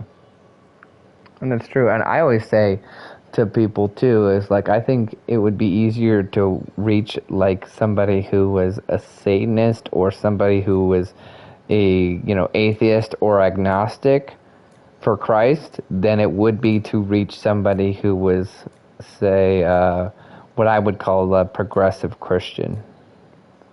So, meaning, just to define my terms here, meaning some, possibly, but I think progressive, for what I'm saying about progressive Christians, that's somebody who feels like they already have all the answers and they already are a Christian, but they believe things that are not biblically sound and are clearly against the Bible, and and if you tell them like, well, look, that's not what the Bible says, and they just continue to deny it and be like, well, whatever. How do you get, it's very hard to get through to those people versus somebody who is like almost more like a blank slate, or somebody who's completely gone in the other direction, and you have to like convince them that, the Bible is true, where they're like, the other person is too agreeable. They're like, oh yeah, the Bible is true. We're like, what about this? Well, we don't pay attention to that part, but we think the Bible's true, It's like, how do I talk to that person, Mm-hmm. Yeah, and I would talk about it from standpoint too, of the biblical perspective. It's better to be hot or cold than lukewarm, and I think that's basically what you're dealing with there.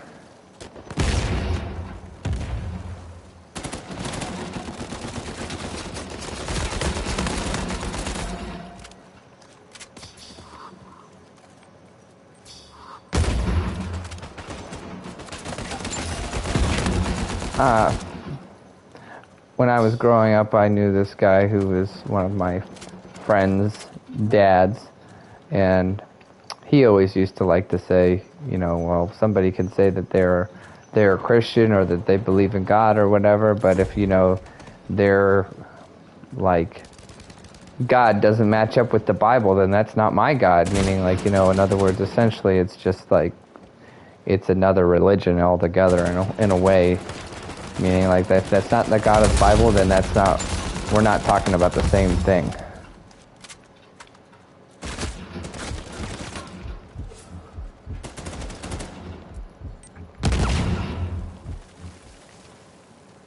Right.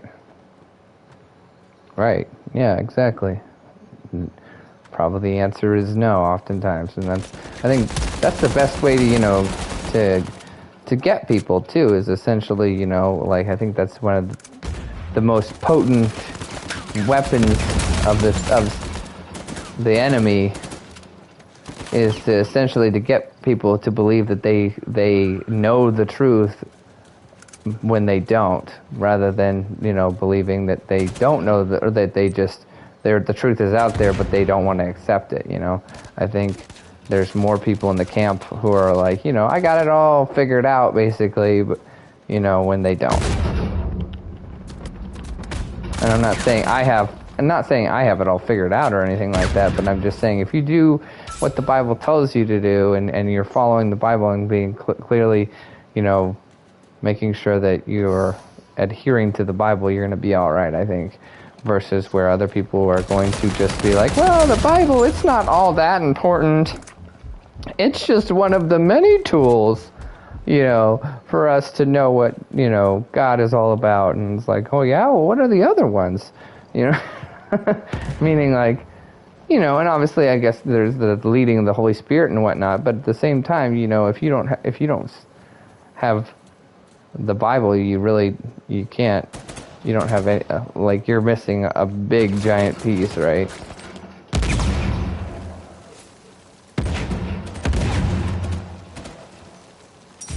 And I think when people usually say that, what they're really trying to say is that they're saying, well, there's other, like, material or, like, other writings or other literature that we are introducing, basically, and putting them side by side, the Bible, and being like, well, these are just as valid as the Bible, or this is like new. That's another thing that I have, like, when we talked about, like, the apostolic Reformation people, and that's what a lot of times what they do is they kind of, like, have this mentality where there's like, well, I got new revelation, you know, and now this is new revelation, and even the disciples, they wouldn't have known this, you know, because now we're getting new revelation from Jesus, you know, and basically saying that like it can, you know, be added to Scripture, and it's like, no, the Bible it's closed. There's no more adding to Scripture now.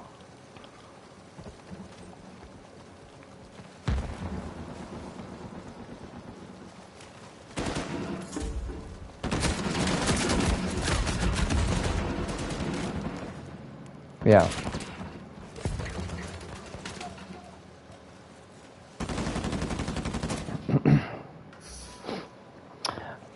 I don't think they have their own version of the Bible, although they may have their own like translation that they would call a translation that would be much more like a paraphrase.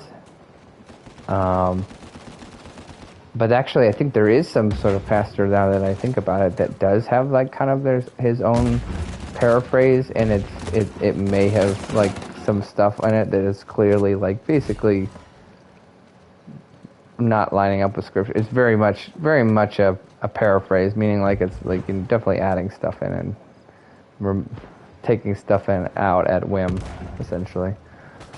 I'd have to look that up again to figure out which version that is or what that is. But I know it's out there.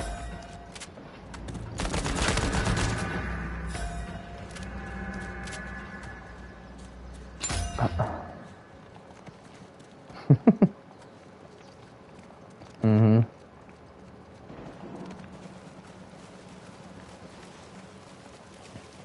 Do you know very much about like the Passion like Bible or translation or whatever you want to call it? Paraphrase. It should be a paraphrase, but I think they call it translation.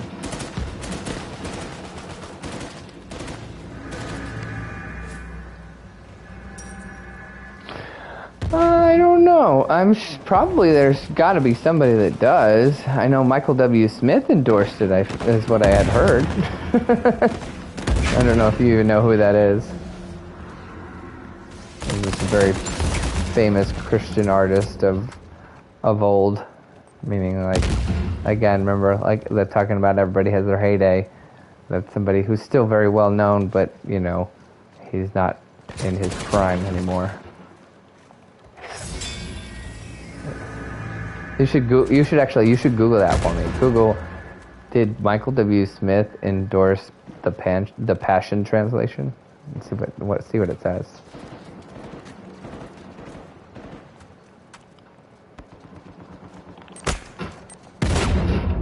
No! I'm clearly like talking too much. I'm playing very badly.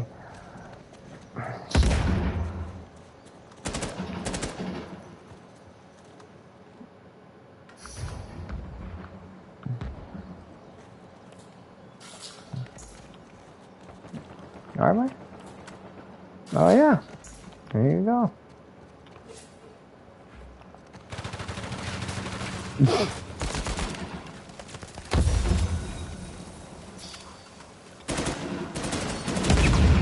Oh, see, I am right. I just wanted to make sure to fact check myself. Oh.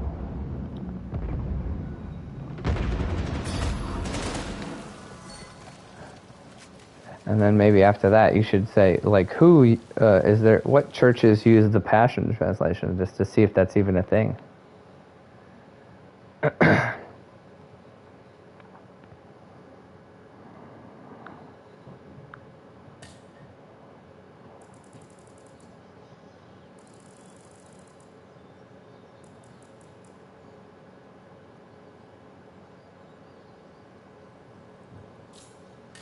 Haha, yes!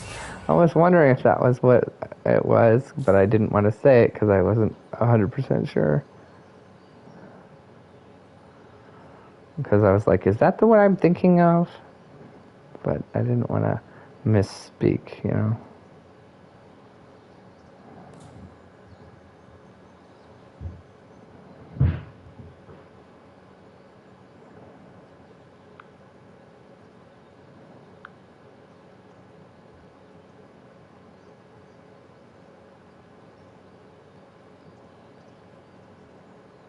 what translation do you use now that you have? And what made you choose New Living Translation at the time?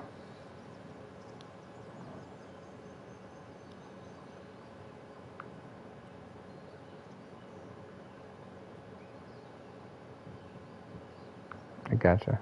There you go.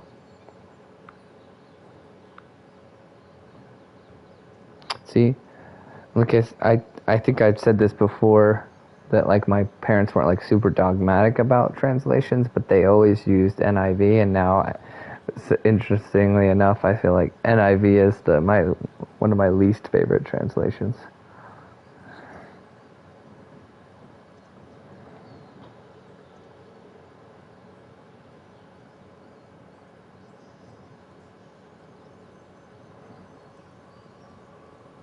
Mm-hmm.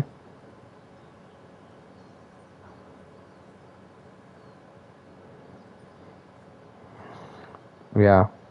Dude, I always hate that too. It's like I can't stand it whenever like you're at church and they're like, "Okay, let's all open our Bibles and follow along." And then I'm like, "Okay." And they don't tell you what translation they're using, and so then you're trying to follow along on whatever translation you're using, and then you're like, "Wait a minute, am I in the right place? Oh yeah, okay, no, we're back on track here. We're good. Oh, this is weird, you know." And I find it really distracting. So then a lot of times I'm just like, oh nope, I'm not going to look at my Bible. I'm just going to listen to what he says, because if I look at my Bible and read what my Bible says while he's saying what he says, I'm just going to be like thinking about the comparison and completely forget about what we're actually trying to get after here.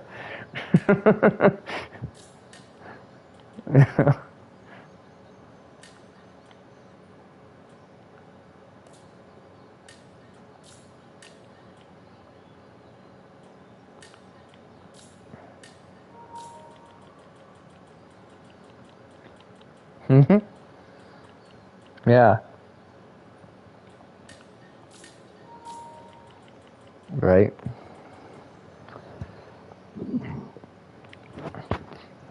Yeah, I'm like reading through ESV right now for the very first time, where every time I've ever read the Bible before, I've read it in King James. Actually, no, wait. Maybe the first time I actually might have done it. I have, and that's what I've usually done. Yeah.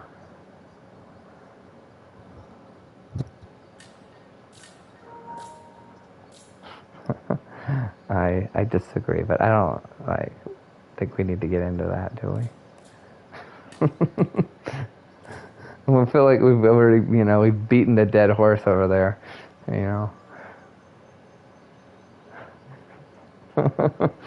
No, yeah, I hear you.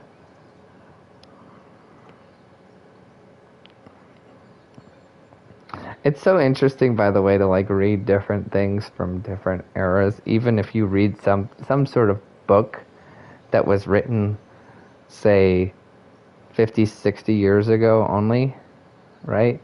You can read that book and you can see it like reflecting the time within it was written. I think oftentimes, yeah. So I've started reading a book to my kids about Theodore Roosevelt, and it's like from like 1966. It's like from 1969 or 65 or something like that. Yeah. And you can tell that like if this were written today, things would be said differently and like presented differently. And then like it's okay, and it's no different than like even if you watch a movie. If you watch a Disney movie from like the 60s, there's like actually quite a bit of like movies that are like for kids, and it's definitely not uncommon for that movie, if it's like a live action movie, to like be live action but for kids and like have a fist fight in it, and you're like I think, and if that same movie were made today, they would be like, this is not for kids and this is definitely rated PG. This is not a G movie, you know, and then if it had too many fist fights in it or whatever, they'd be like, I don't know, maybe this should be PG-13 or whatever. So I'm saying it's just like it's a product of the era, meaning like it's so different how things are presented. In the same way, you could have a kids movie from the '60s that would be about like a kid going hunting and shooting ducks or whatever, and it'd be totally fine, and I have no problem with that, you know, either. But I'm saying now you would never find that movie does not exist in current times of, you know, some boy going hunting, right? And carrying around a rifle all over the place, right? That's not a thing anymore. Because now guns are evil, so bad. Guns jump up by themselves and just kill people all the time, you know. So we can't have them in movies, yeah. unless they're in the hands of a bad guy. You know, only then can they be present.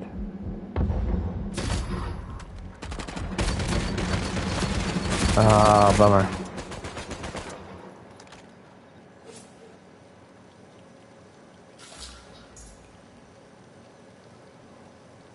And even if you watch a movie from the 80s, there's like certain things that they said in the 80s that were like, you know, phrases or just things of that nature that people don't say anymore.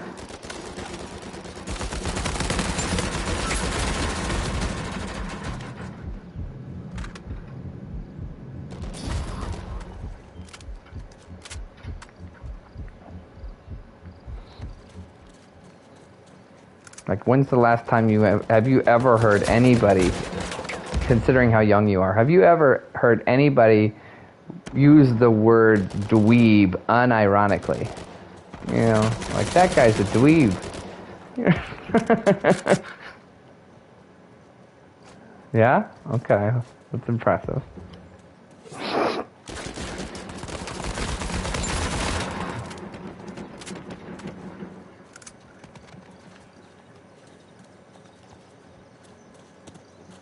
Right. And even if you ever did, that person would have to be like above 60, you know, and they would be like, yeah, I was pretty hip back in the day, you know, and they would use it referring to times of old even, you know, they'd be like, oh yeah, I used to be a pretty hip guy back in the day, well, you know, something, something, something. Where now, in a way, too, it has a different meaning. It's almost a word that's kind of changed meanings in a way, where it's like now if you say like you use it more in the form of like a same root but different word of like hipster, right? And hipsters are bad, you know, at least to most people.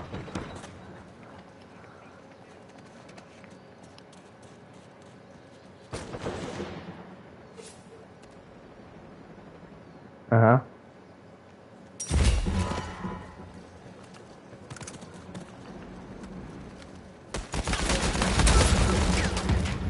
You mean the new generation's slang? Okay. And do you find the new generation's slang to be in the same like caliber as old? You know, you think it'll be appreciated in the same way later?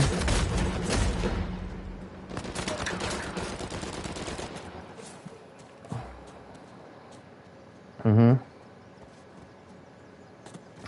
I don't know. I feel like I'm sure there's going to be certain things that will remain from the slang of today, I guess. But I don't know if it's going to be as many because also, one, we have a much less of a shared culture, I feel like, today than we used to.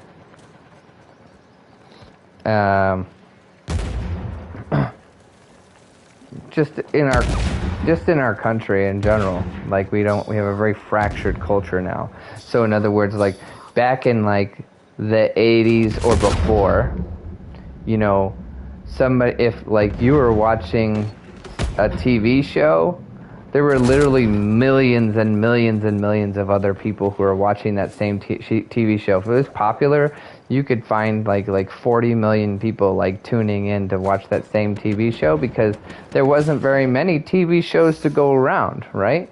And so whatever one TV show got popular, everybody was watching it, you know, like everybody was watching the Brady Bunch and they all knew about the Brady Bunch or whatever it was. You know, that's not in the 80s, but I'm saying that's like an example of an old show where, like, you know, there's back then there was literally only like 3 channels for people to watch.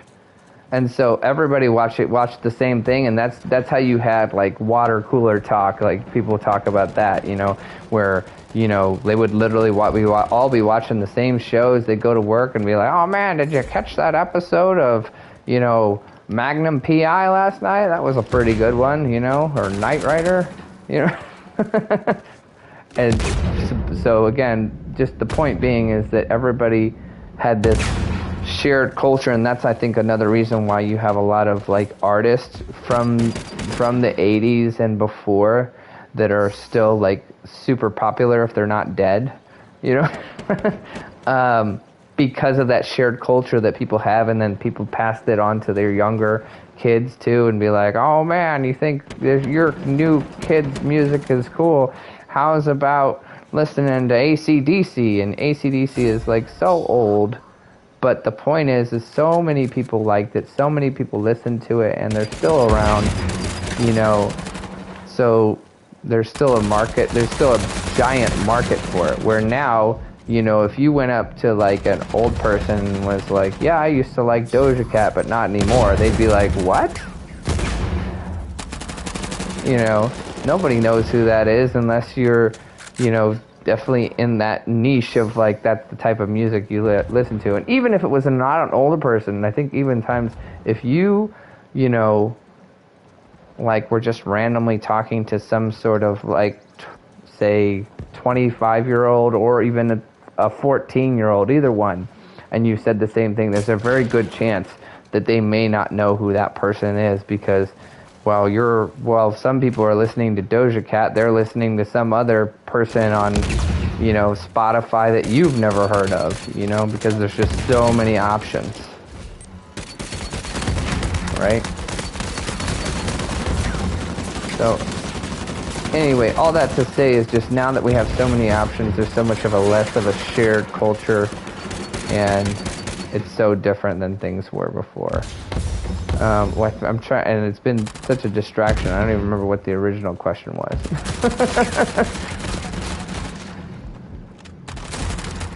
Oh, okay, yeah, we were talking about slang, right? So the point was, I guess, was with slang that, you know, everybody adopted slang. Like literally, like saying something was cool was like a slang that was adopted from the 50s and still holds water today.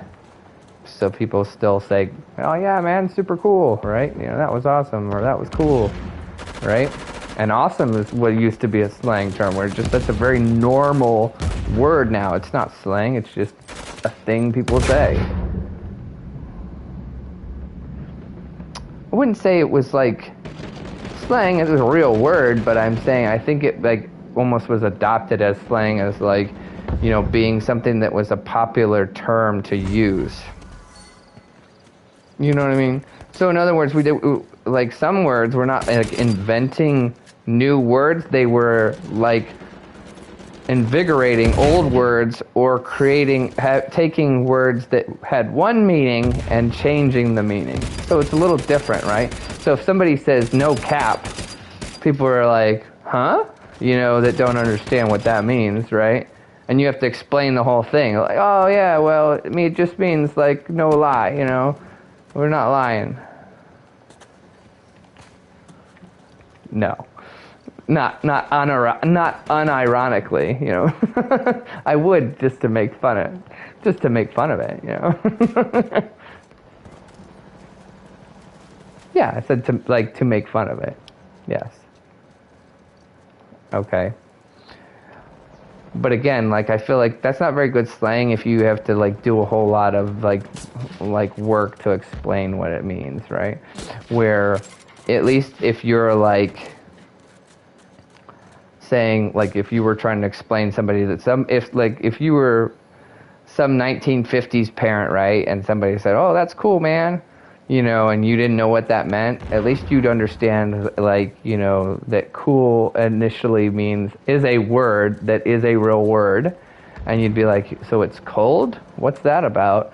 Right? And it would be pretty easy to explain. They'd be like, oh, no, well, like, obviously if you have a cold beverage, that's good, but I'm just saying that, cool is just something you say for anything that's good. It doesn't have to be cold. It could just be anything. Anything that's good, I'm going to say, oh, that's cool. And they instantly understand it. Versus explaining no cap to somebody and then they're like, what was that again? Was it no top? Or what do the kids say now? Right? And this is also the example that I've given too. As I said, the only like new slang that I've ever heard that I really liked, and I think I may have already said this to you, is main character, because if you explain that to somebody, it makes complete sense, and it's really just reinvigorating a word or term that's already been around, and just kind of like I said, putting new life into it. Does that make sense?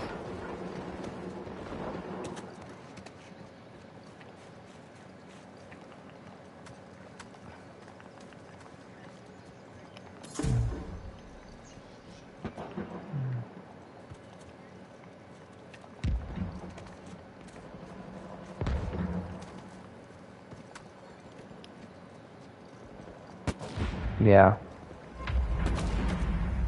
They are, but that's like, again, that's just like basically we've just gone to everything is shorthand.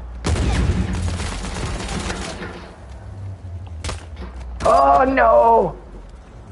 Wow.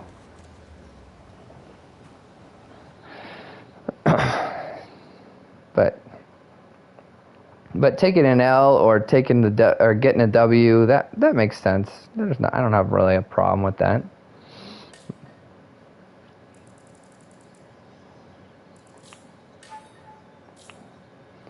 Okay, boomer is like you talking about, like you're saying that to me, or you're like talking about that and you specifically. Mm-hmm. That's funny though too. Yeah, I think people understand that. That's pretty easy. So there's nothing wrong with that.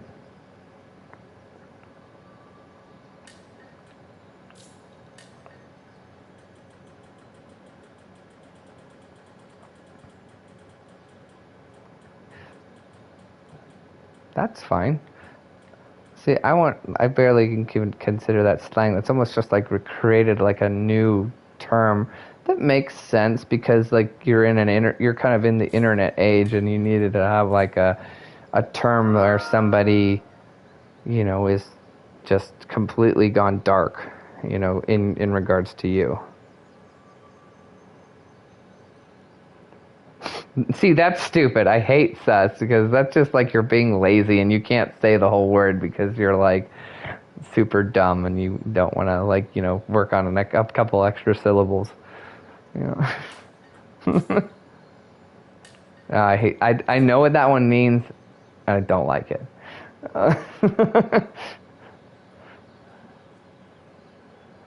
No, I just think it's I just think it's unnecessary and dumb. But, to each his own.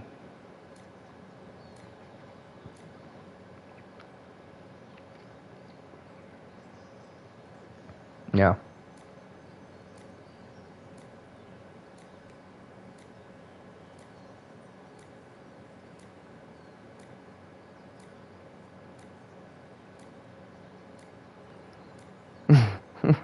See? All right. So again, let's go back to talking about like things that you might have said in the 80s that very few people say now, but it was like a very common thing to say in the 80s.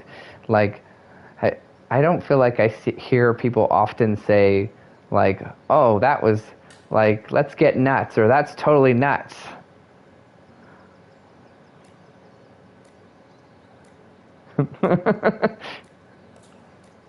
feel like that's almost like a throwback, you know, like phrase.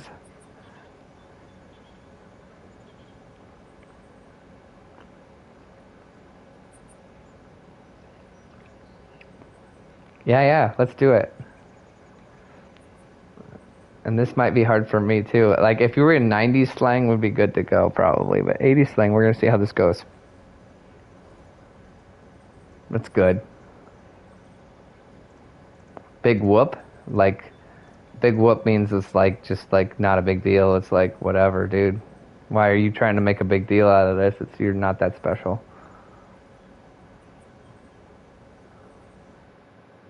Huh. Yeah. That's just like yeah, so like again, sometimes it swings around kind of like bell bottoms. Every once in a while they become popular again. Are they? Buff? That's just like you're strong, right? Just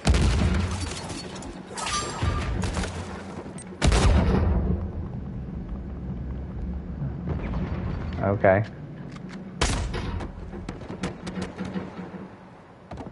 Yeah, that's a good one. That's like a totally like, you know, like Teenage Mutant Ninja Turtles talk, you know, like, bro, totally gnarly, man. Like, whoa. Yeah, but I mean, the Teenage Mutant Ninja Turtles would always say things like that because it's somewhat strange. They were from in the cartoon. They were like from New York, but they kind of used a lot of language that made them seem more like they were coming from California. Yeah.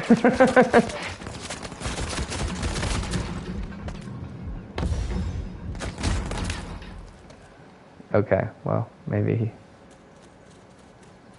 That could be so. It's been a long time since I've watched the real ones. Yeah.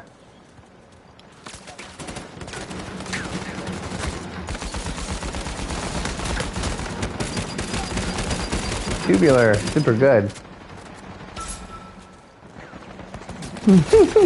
No, Bart Simpson used to say that. That's basically just like a Bart Simpson thing. Or, I mean, it could have been a thing before that, but, you know, it really caught on after Bart Simpson started saying it, like in, like, the original, like, time where The Simpsons came around. He doesn't say it anymore, but, like, back in the 80s and early 90s, he would have said it. But I think it's basically just, like, the equivalent of being, like, you know, kind of saying like up yours or something like that. Yeah. Yeah. Exactly. Yes. Radical. See, that's just like a normal. See, that's a normal word, and it means exactly what you know you would expect it to mean. It's just like it was repopularized as being like whoa, but it also just means like it's instead of I guess in a way it means good. Where maybe some people back in the day when you said radical would have considered that bad. You know, oh, he's a crazy radical, you know. Where in the 80s it would have been like radical bro, you know, then it would have been like super good.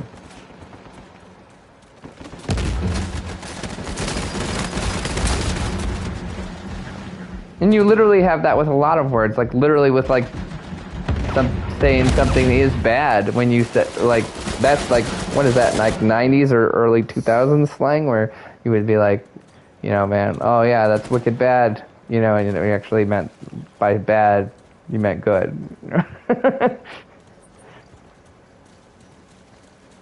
Right.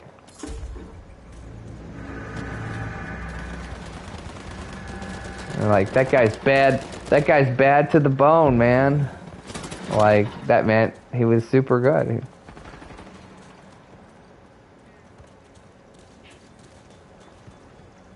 Oh, yeah? Wait, you gotta do one more 80s slang. One more. Cap it off. No.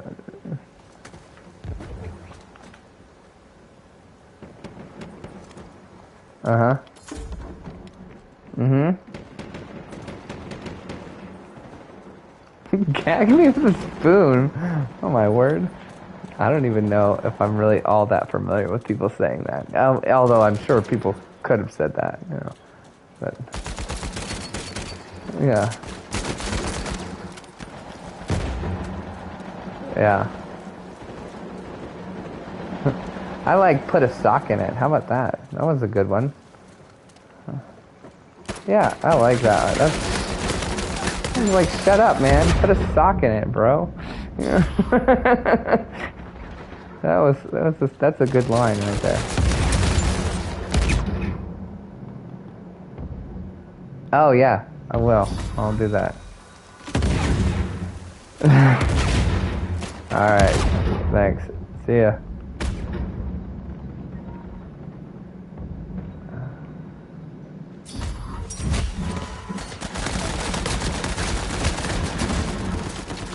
Dang.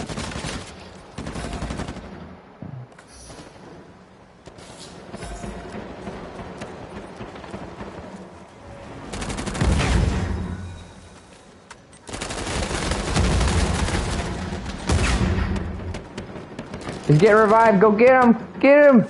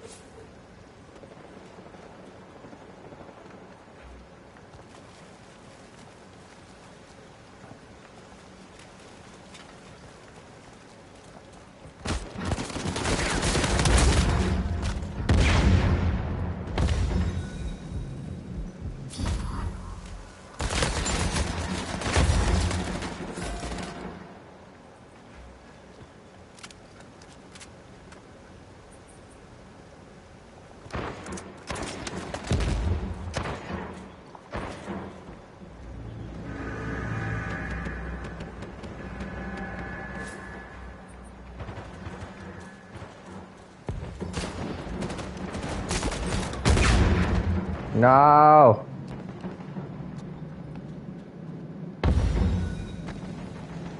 Thank you. Oh, shoot.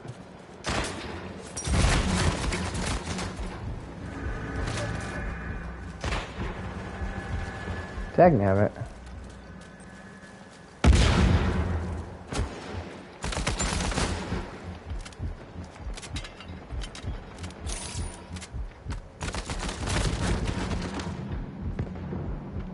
No.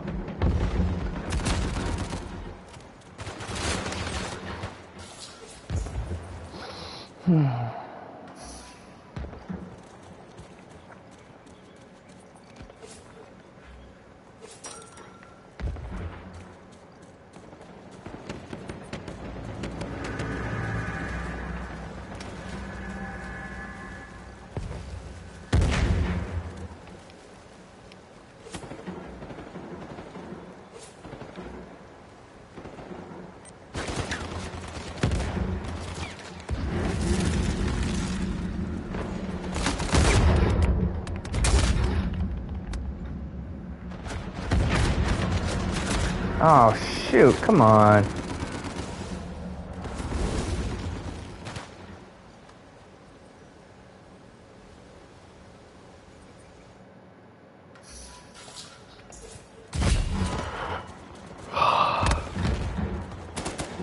Oh.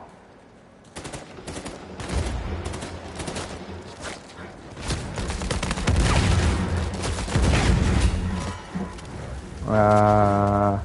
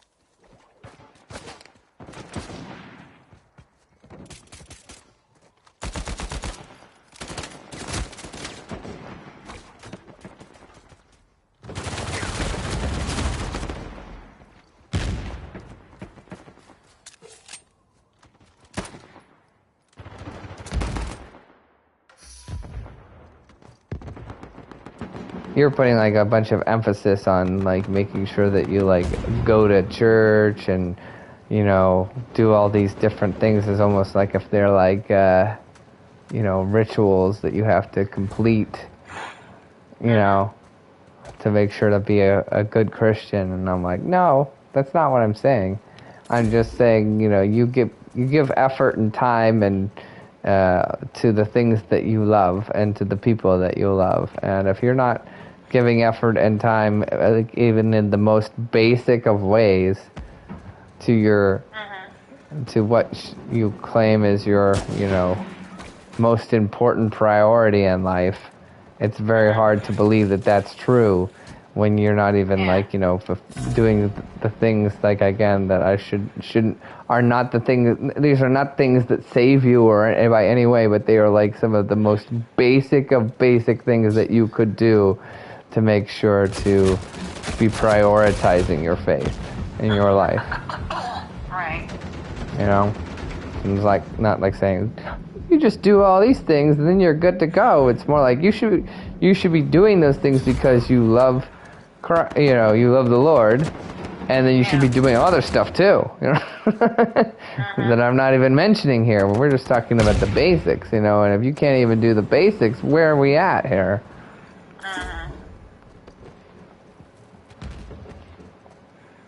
Does that make sense? Yep.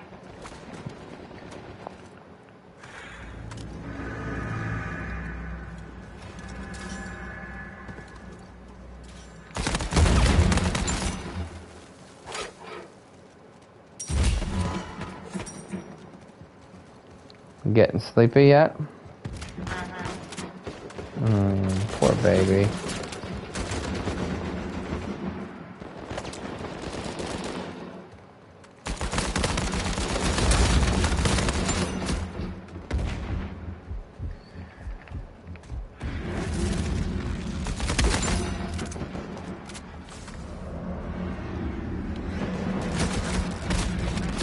I'll let you go. Okay. Bye. Love you. Bye.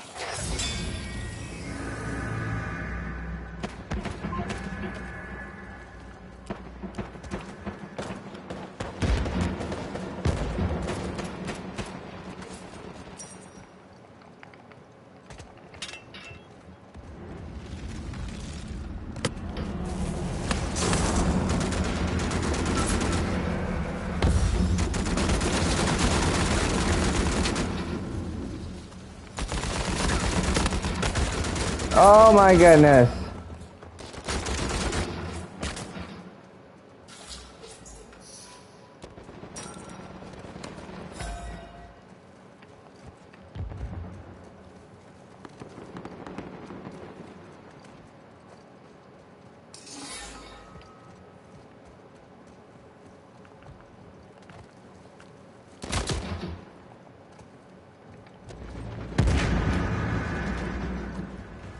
There it is.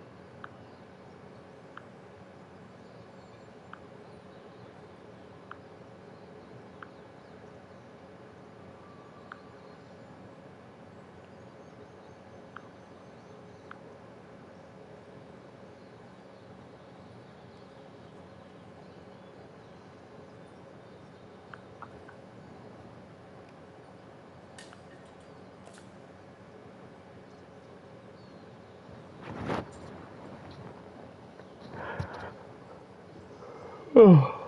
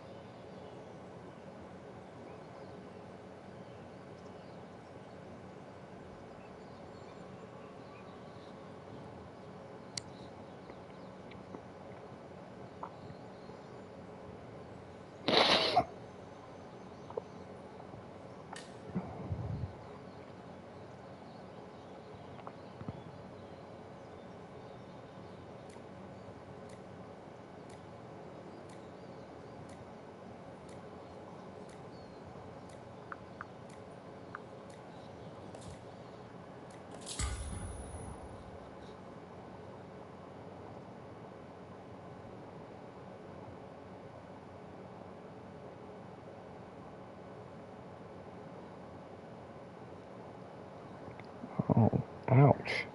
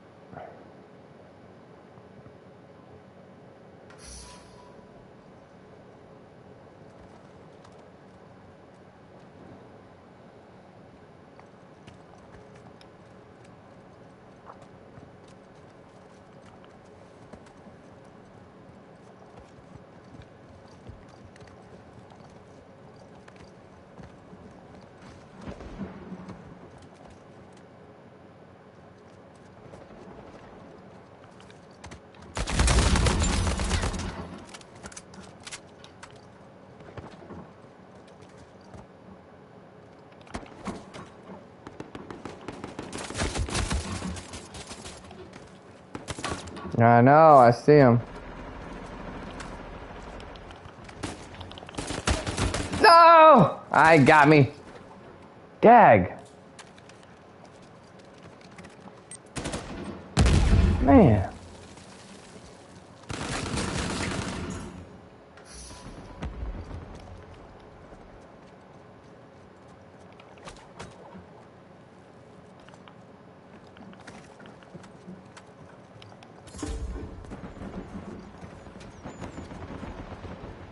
I hate this stupid smoke.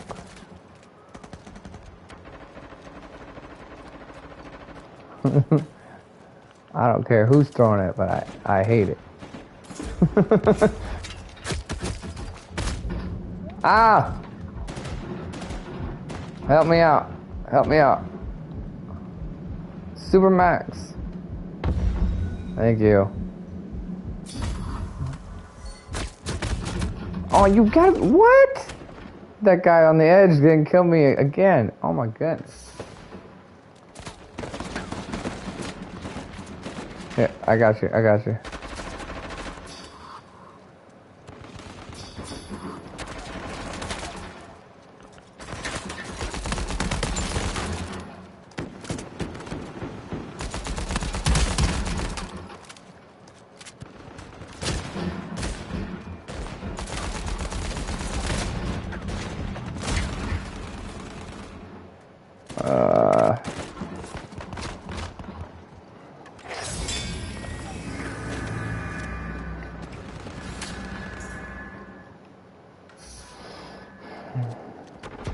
Watch your back.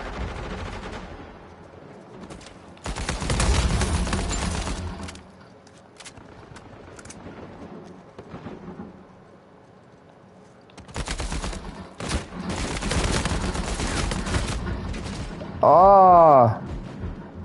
Help! Anyone got packed? Oh, never mind. Dag.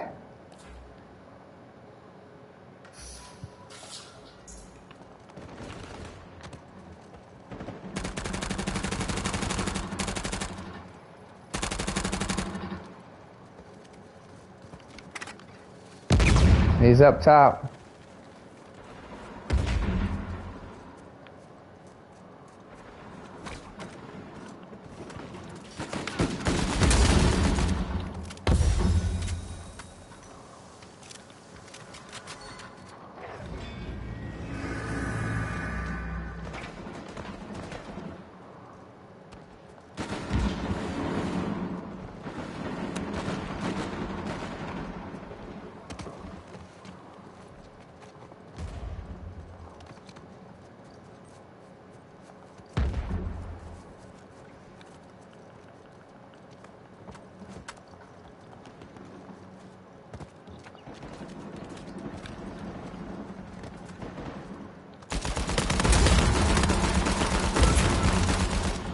Oh.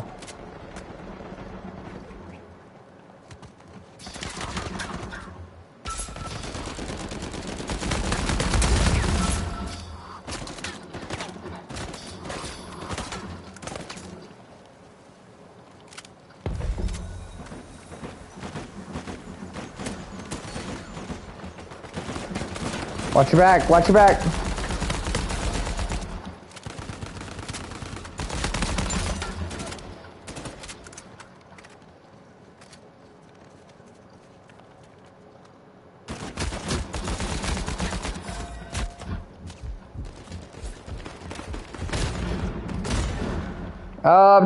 Up top on the little room over there on this where the balcony is.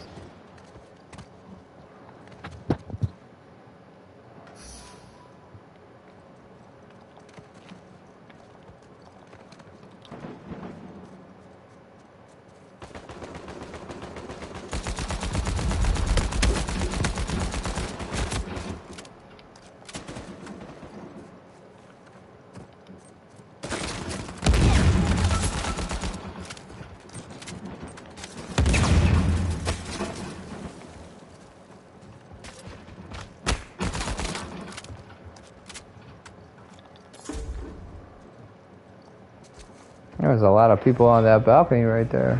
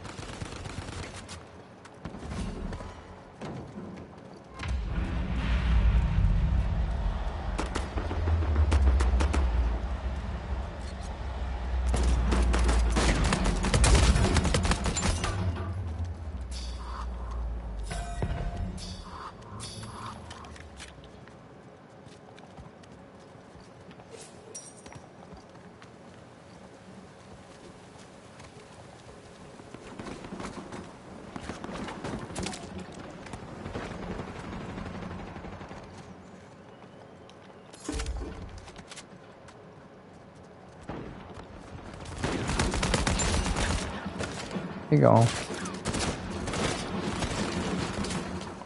That guy. He likes getting up there.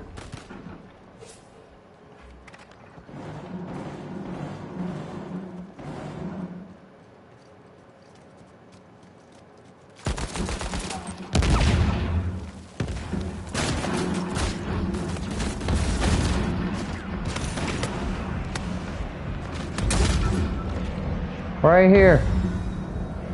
Yes. Thank you.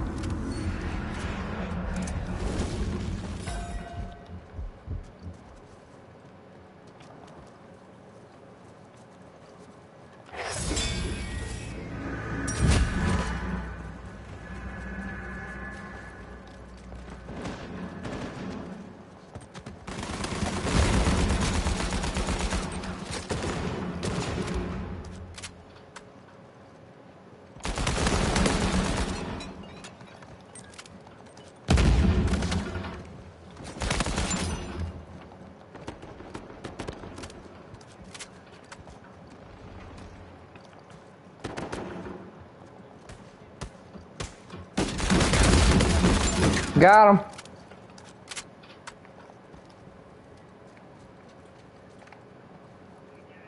Boom. Good game.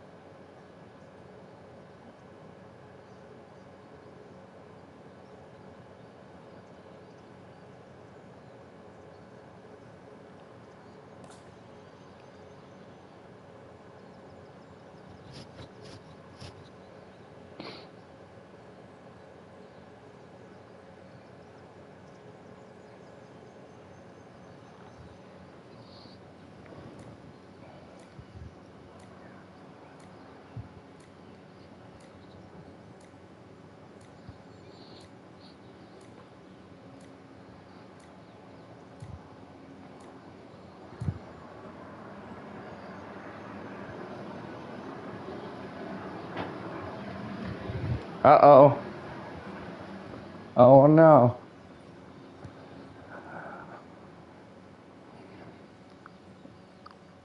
Oh. Ah, gross. Sorry, guys. Just killed a spider.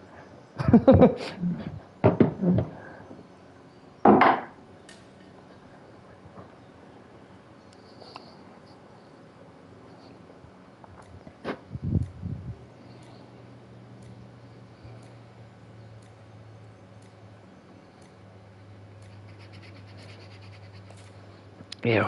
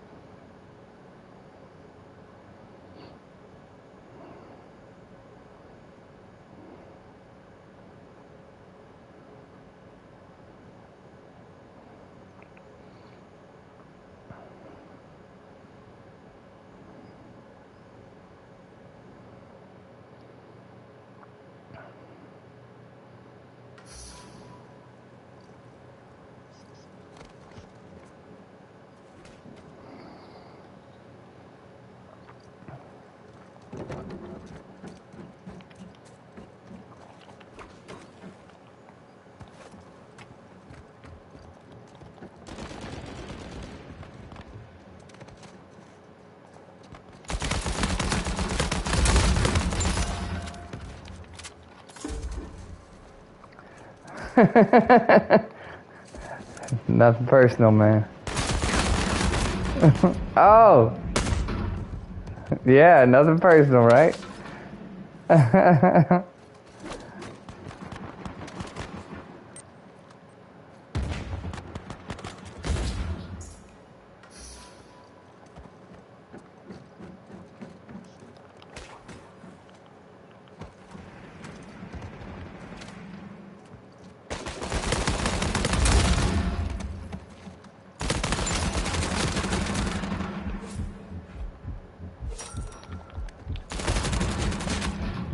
Shoot.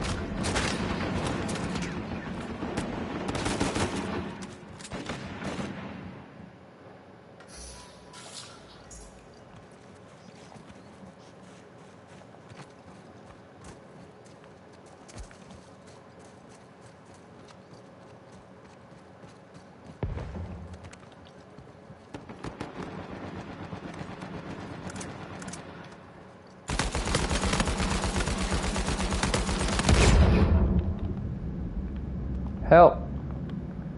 Hey, Crimsonator 1. Where are you going? Pick me up. No. Why? Oh, come on. I was right there.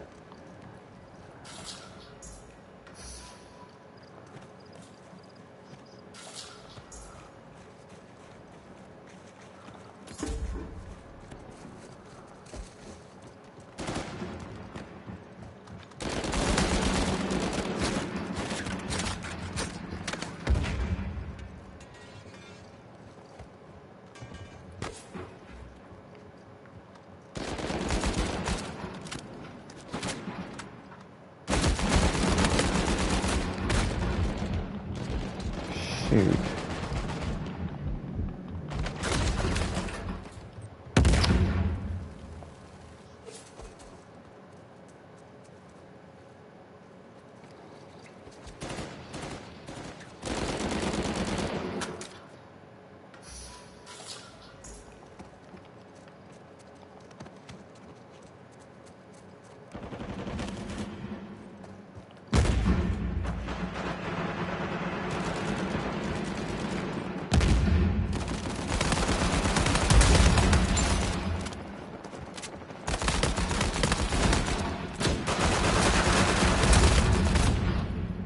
Ah! Yeah! Oh, he's getting revived.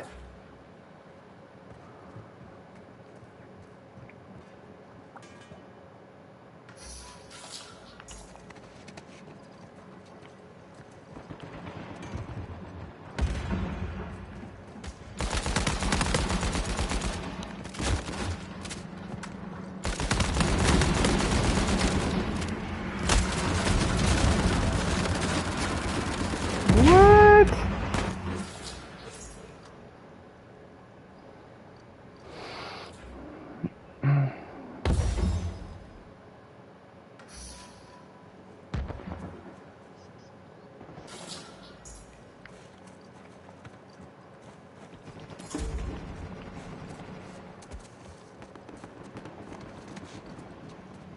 Ooh.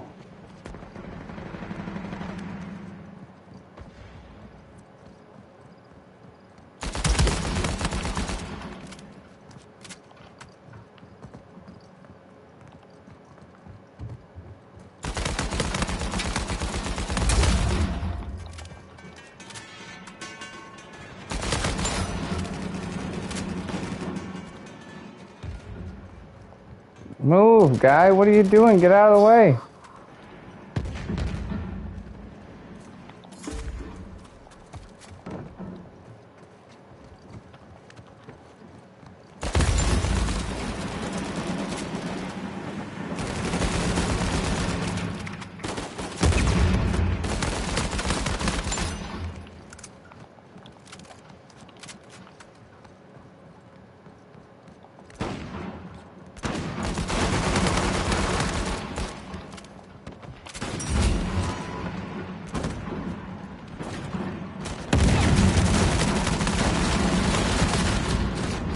Oh, you gotta be kidding me.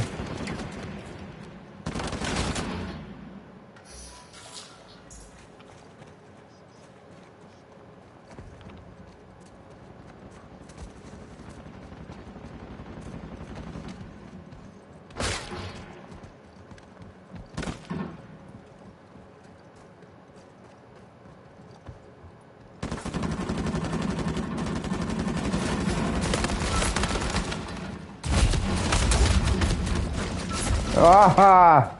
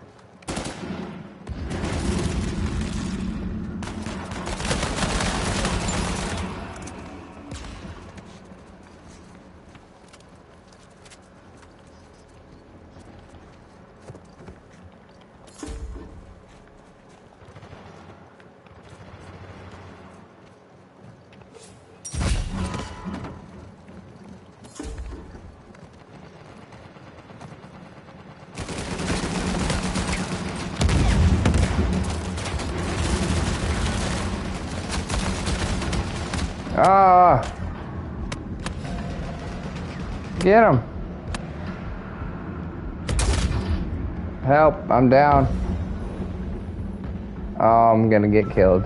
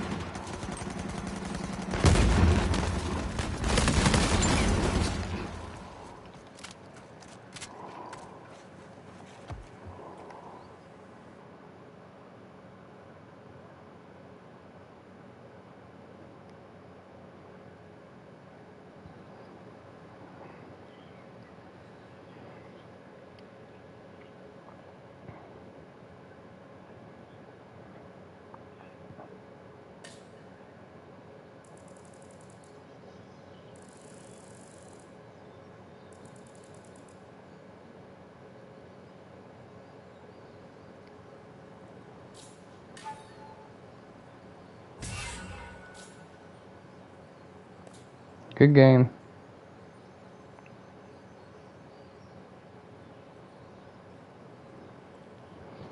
Let me see, what was my score there?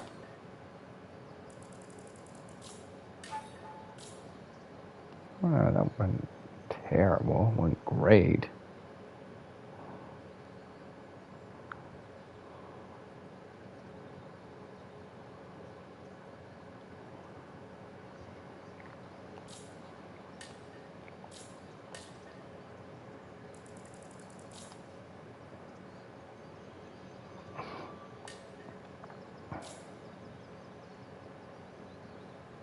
What's up?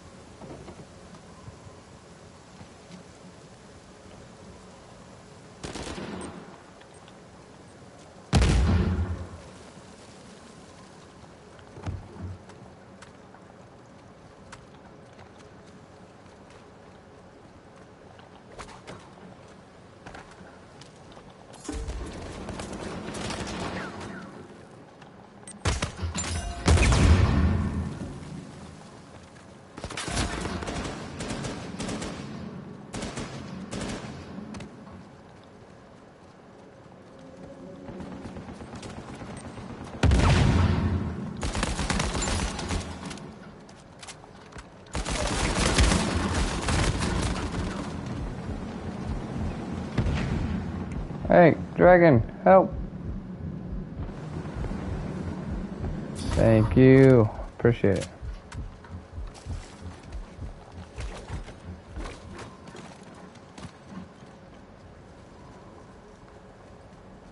Hey, it's the one and only JT.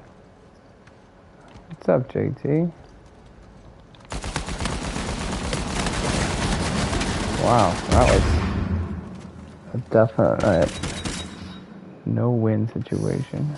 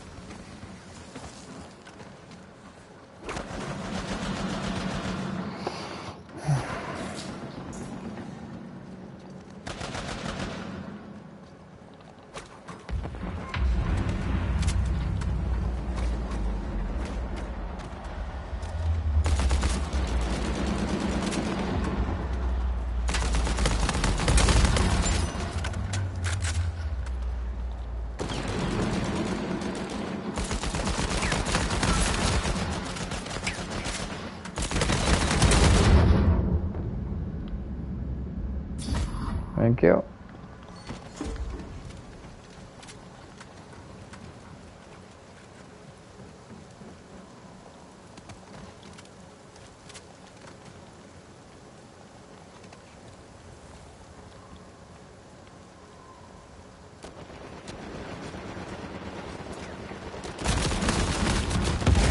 Ah, you dirty rat. You dirty, dirty rat. You snuck up behind me. Shot me in the back.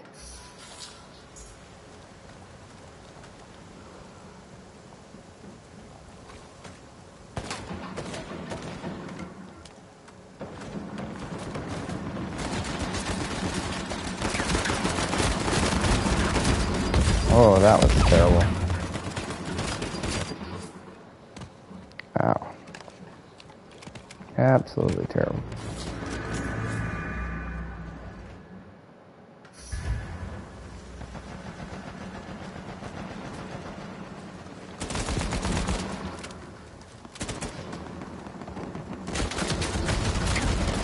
What? Wow. Okay then.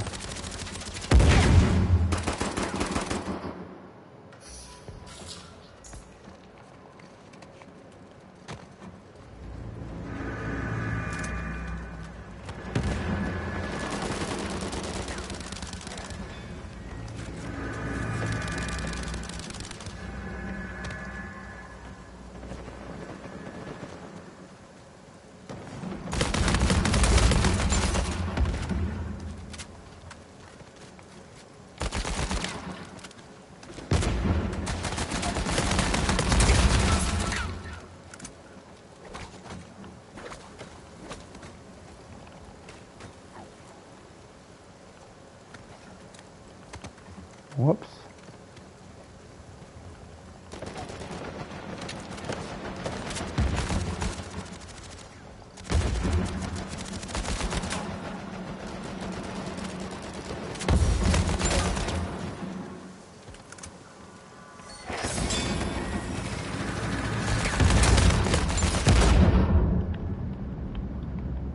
Help.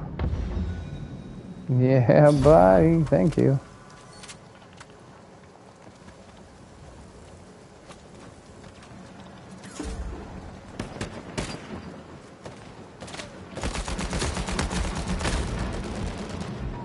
Ooh. Hey. Yeah. Thank you.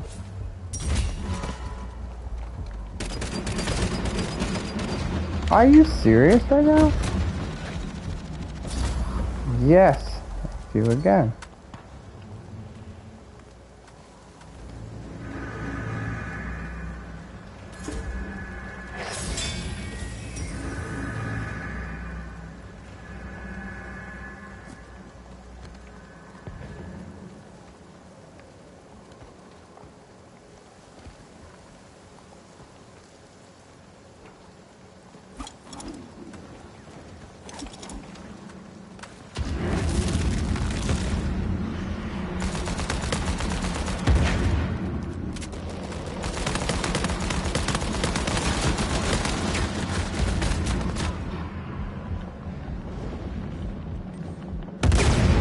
No!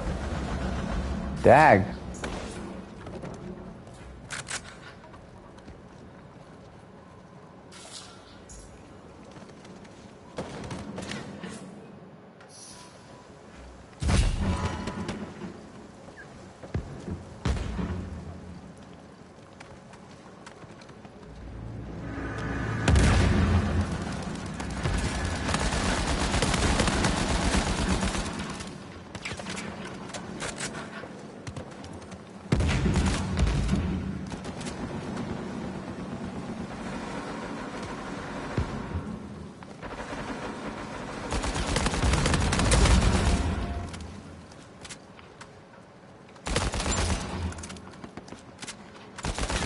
That's very interesting.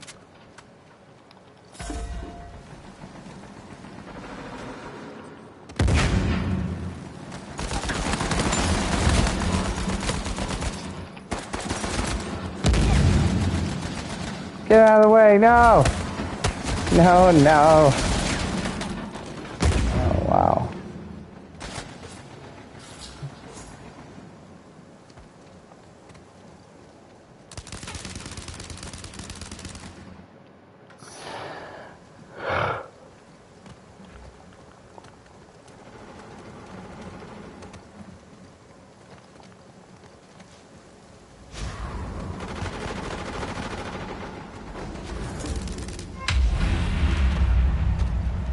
I got you, JT.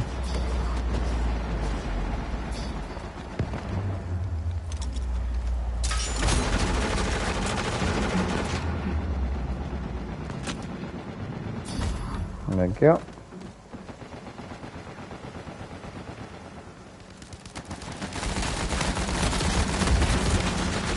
Wow, wow.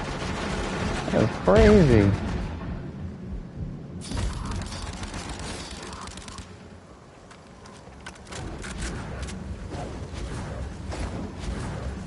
Huh.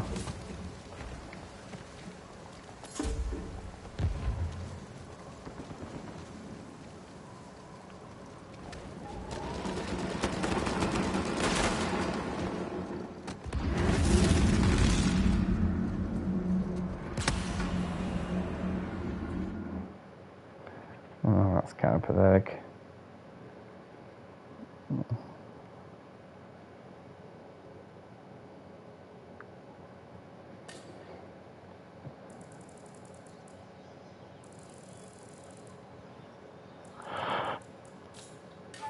Oh.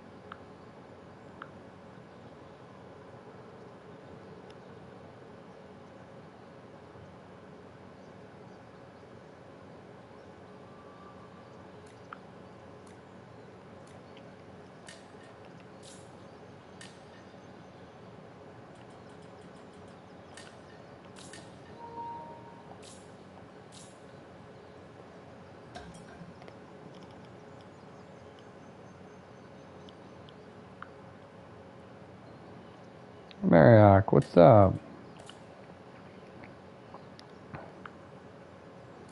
Oh, no, a whole lot. Just caught me before I left. I was thinking I was gonna play one more and then be done.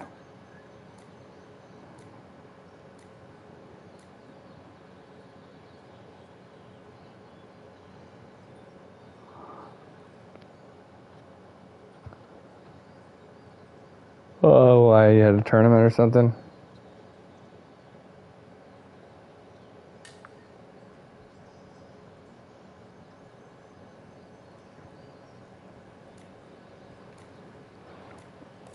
Oh, you didn't have an Uncharted game tonight?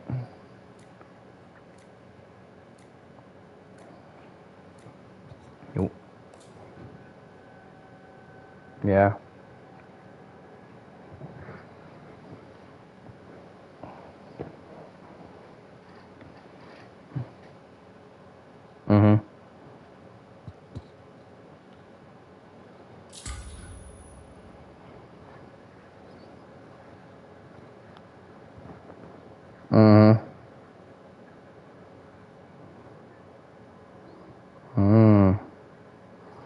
You guys win your game tonight?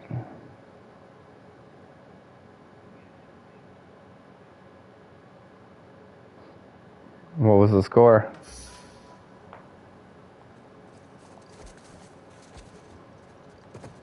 Well, you're running out of time? Oh, man. Well, that was dumb.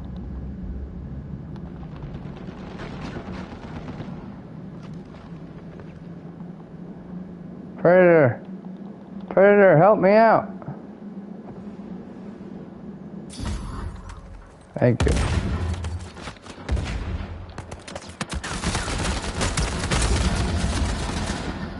Oh, this guy's down up here. Ah, he's getting revived.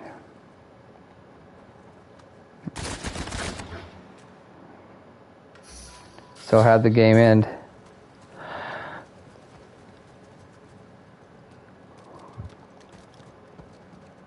Mm-hmm.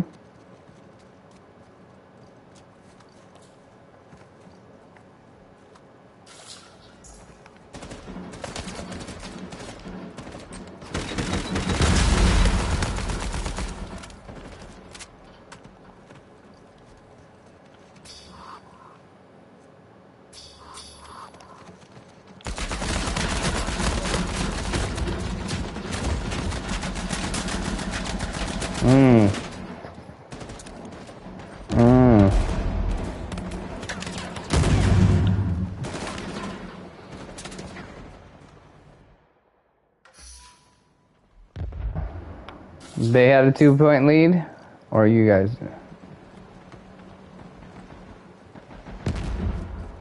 Oh, man.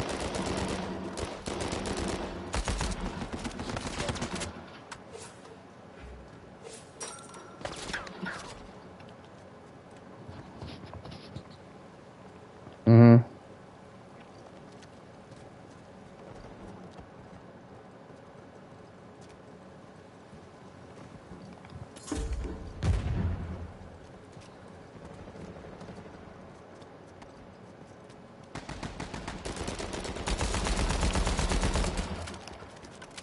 Mm-hmm.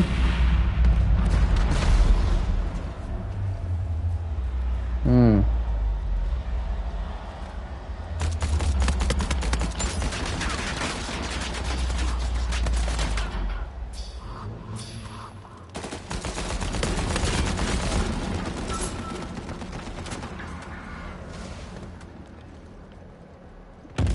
Yeah. Right.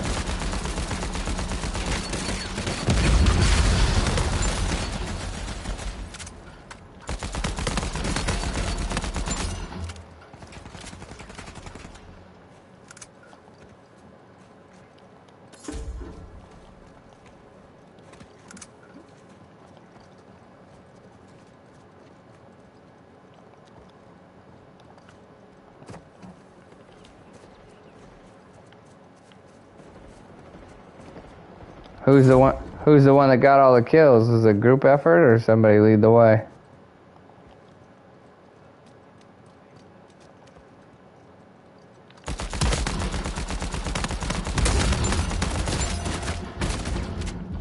Dag.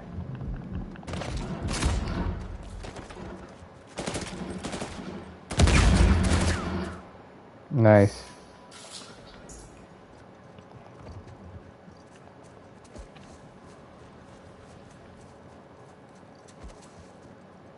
Nice.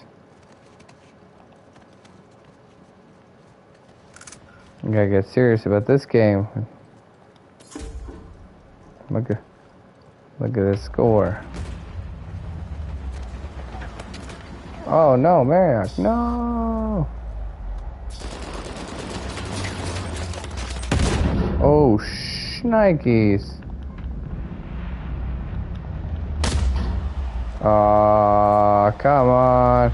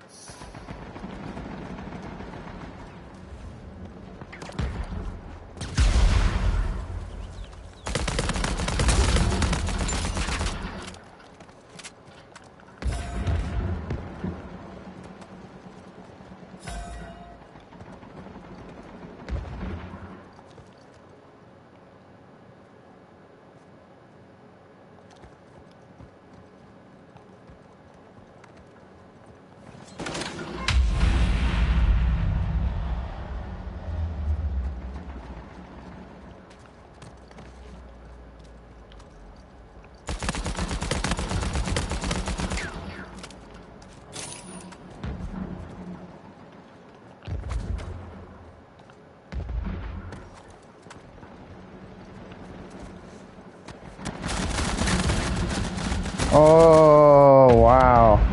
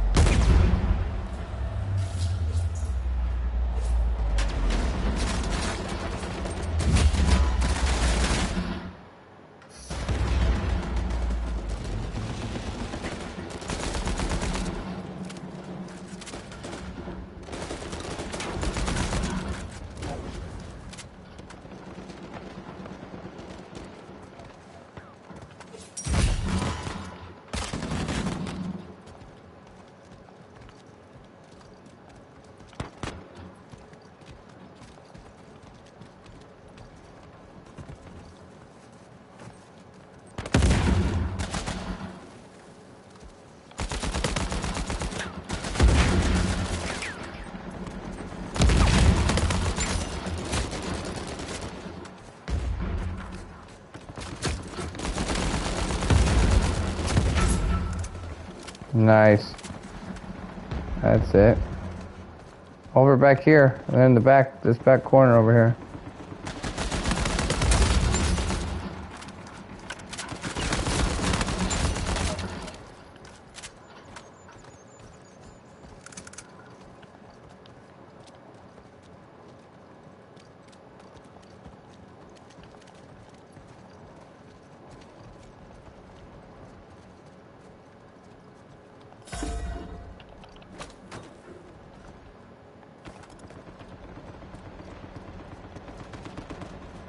Uh-oh. Yeah. Pick them up. There you go. Nice. That's it. Where'd they go? Oh, shoot!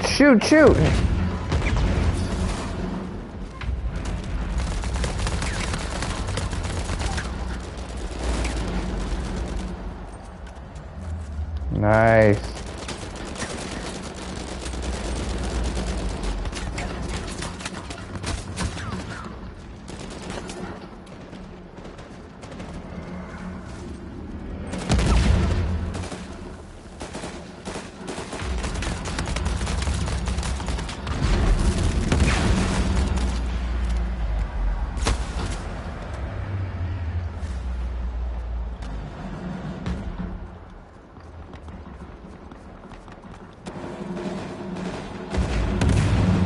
Woo!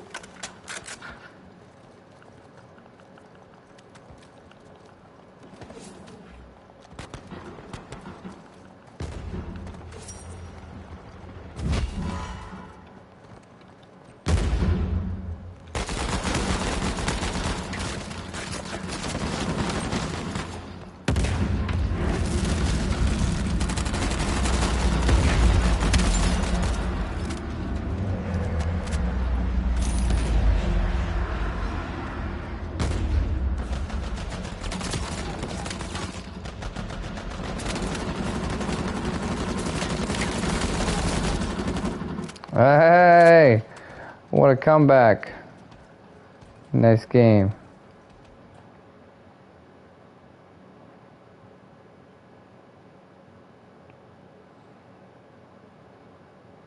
Good job, Mariak.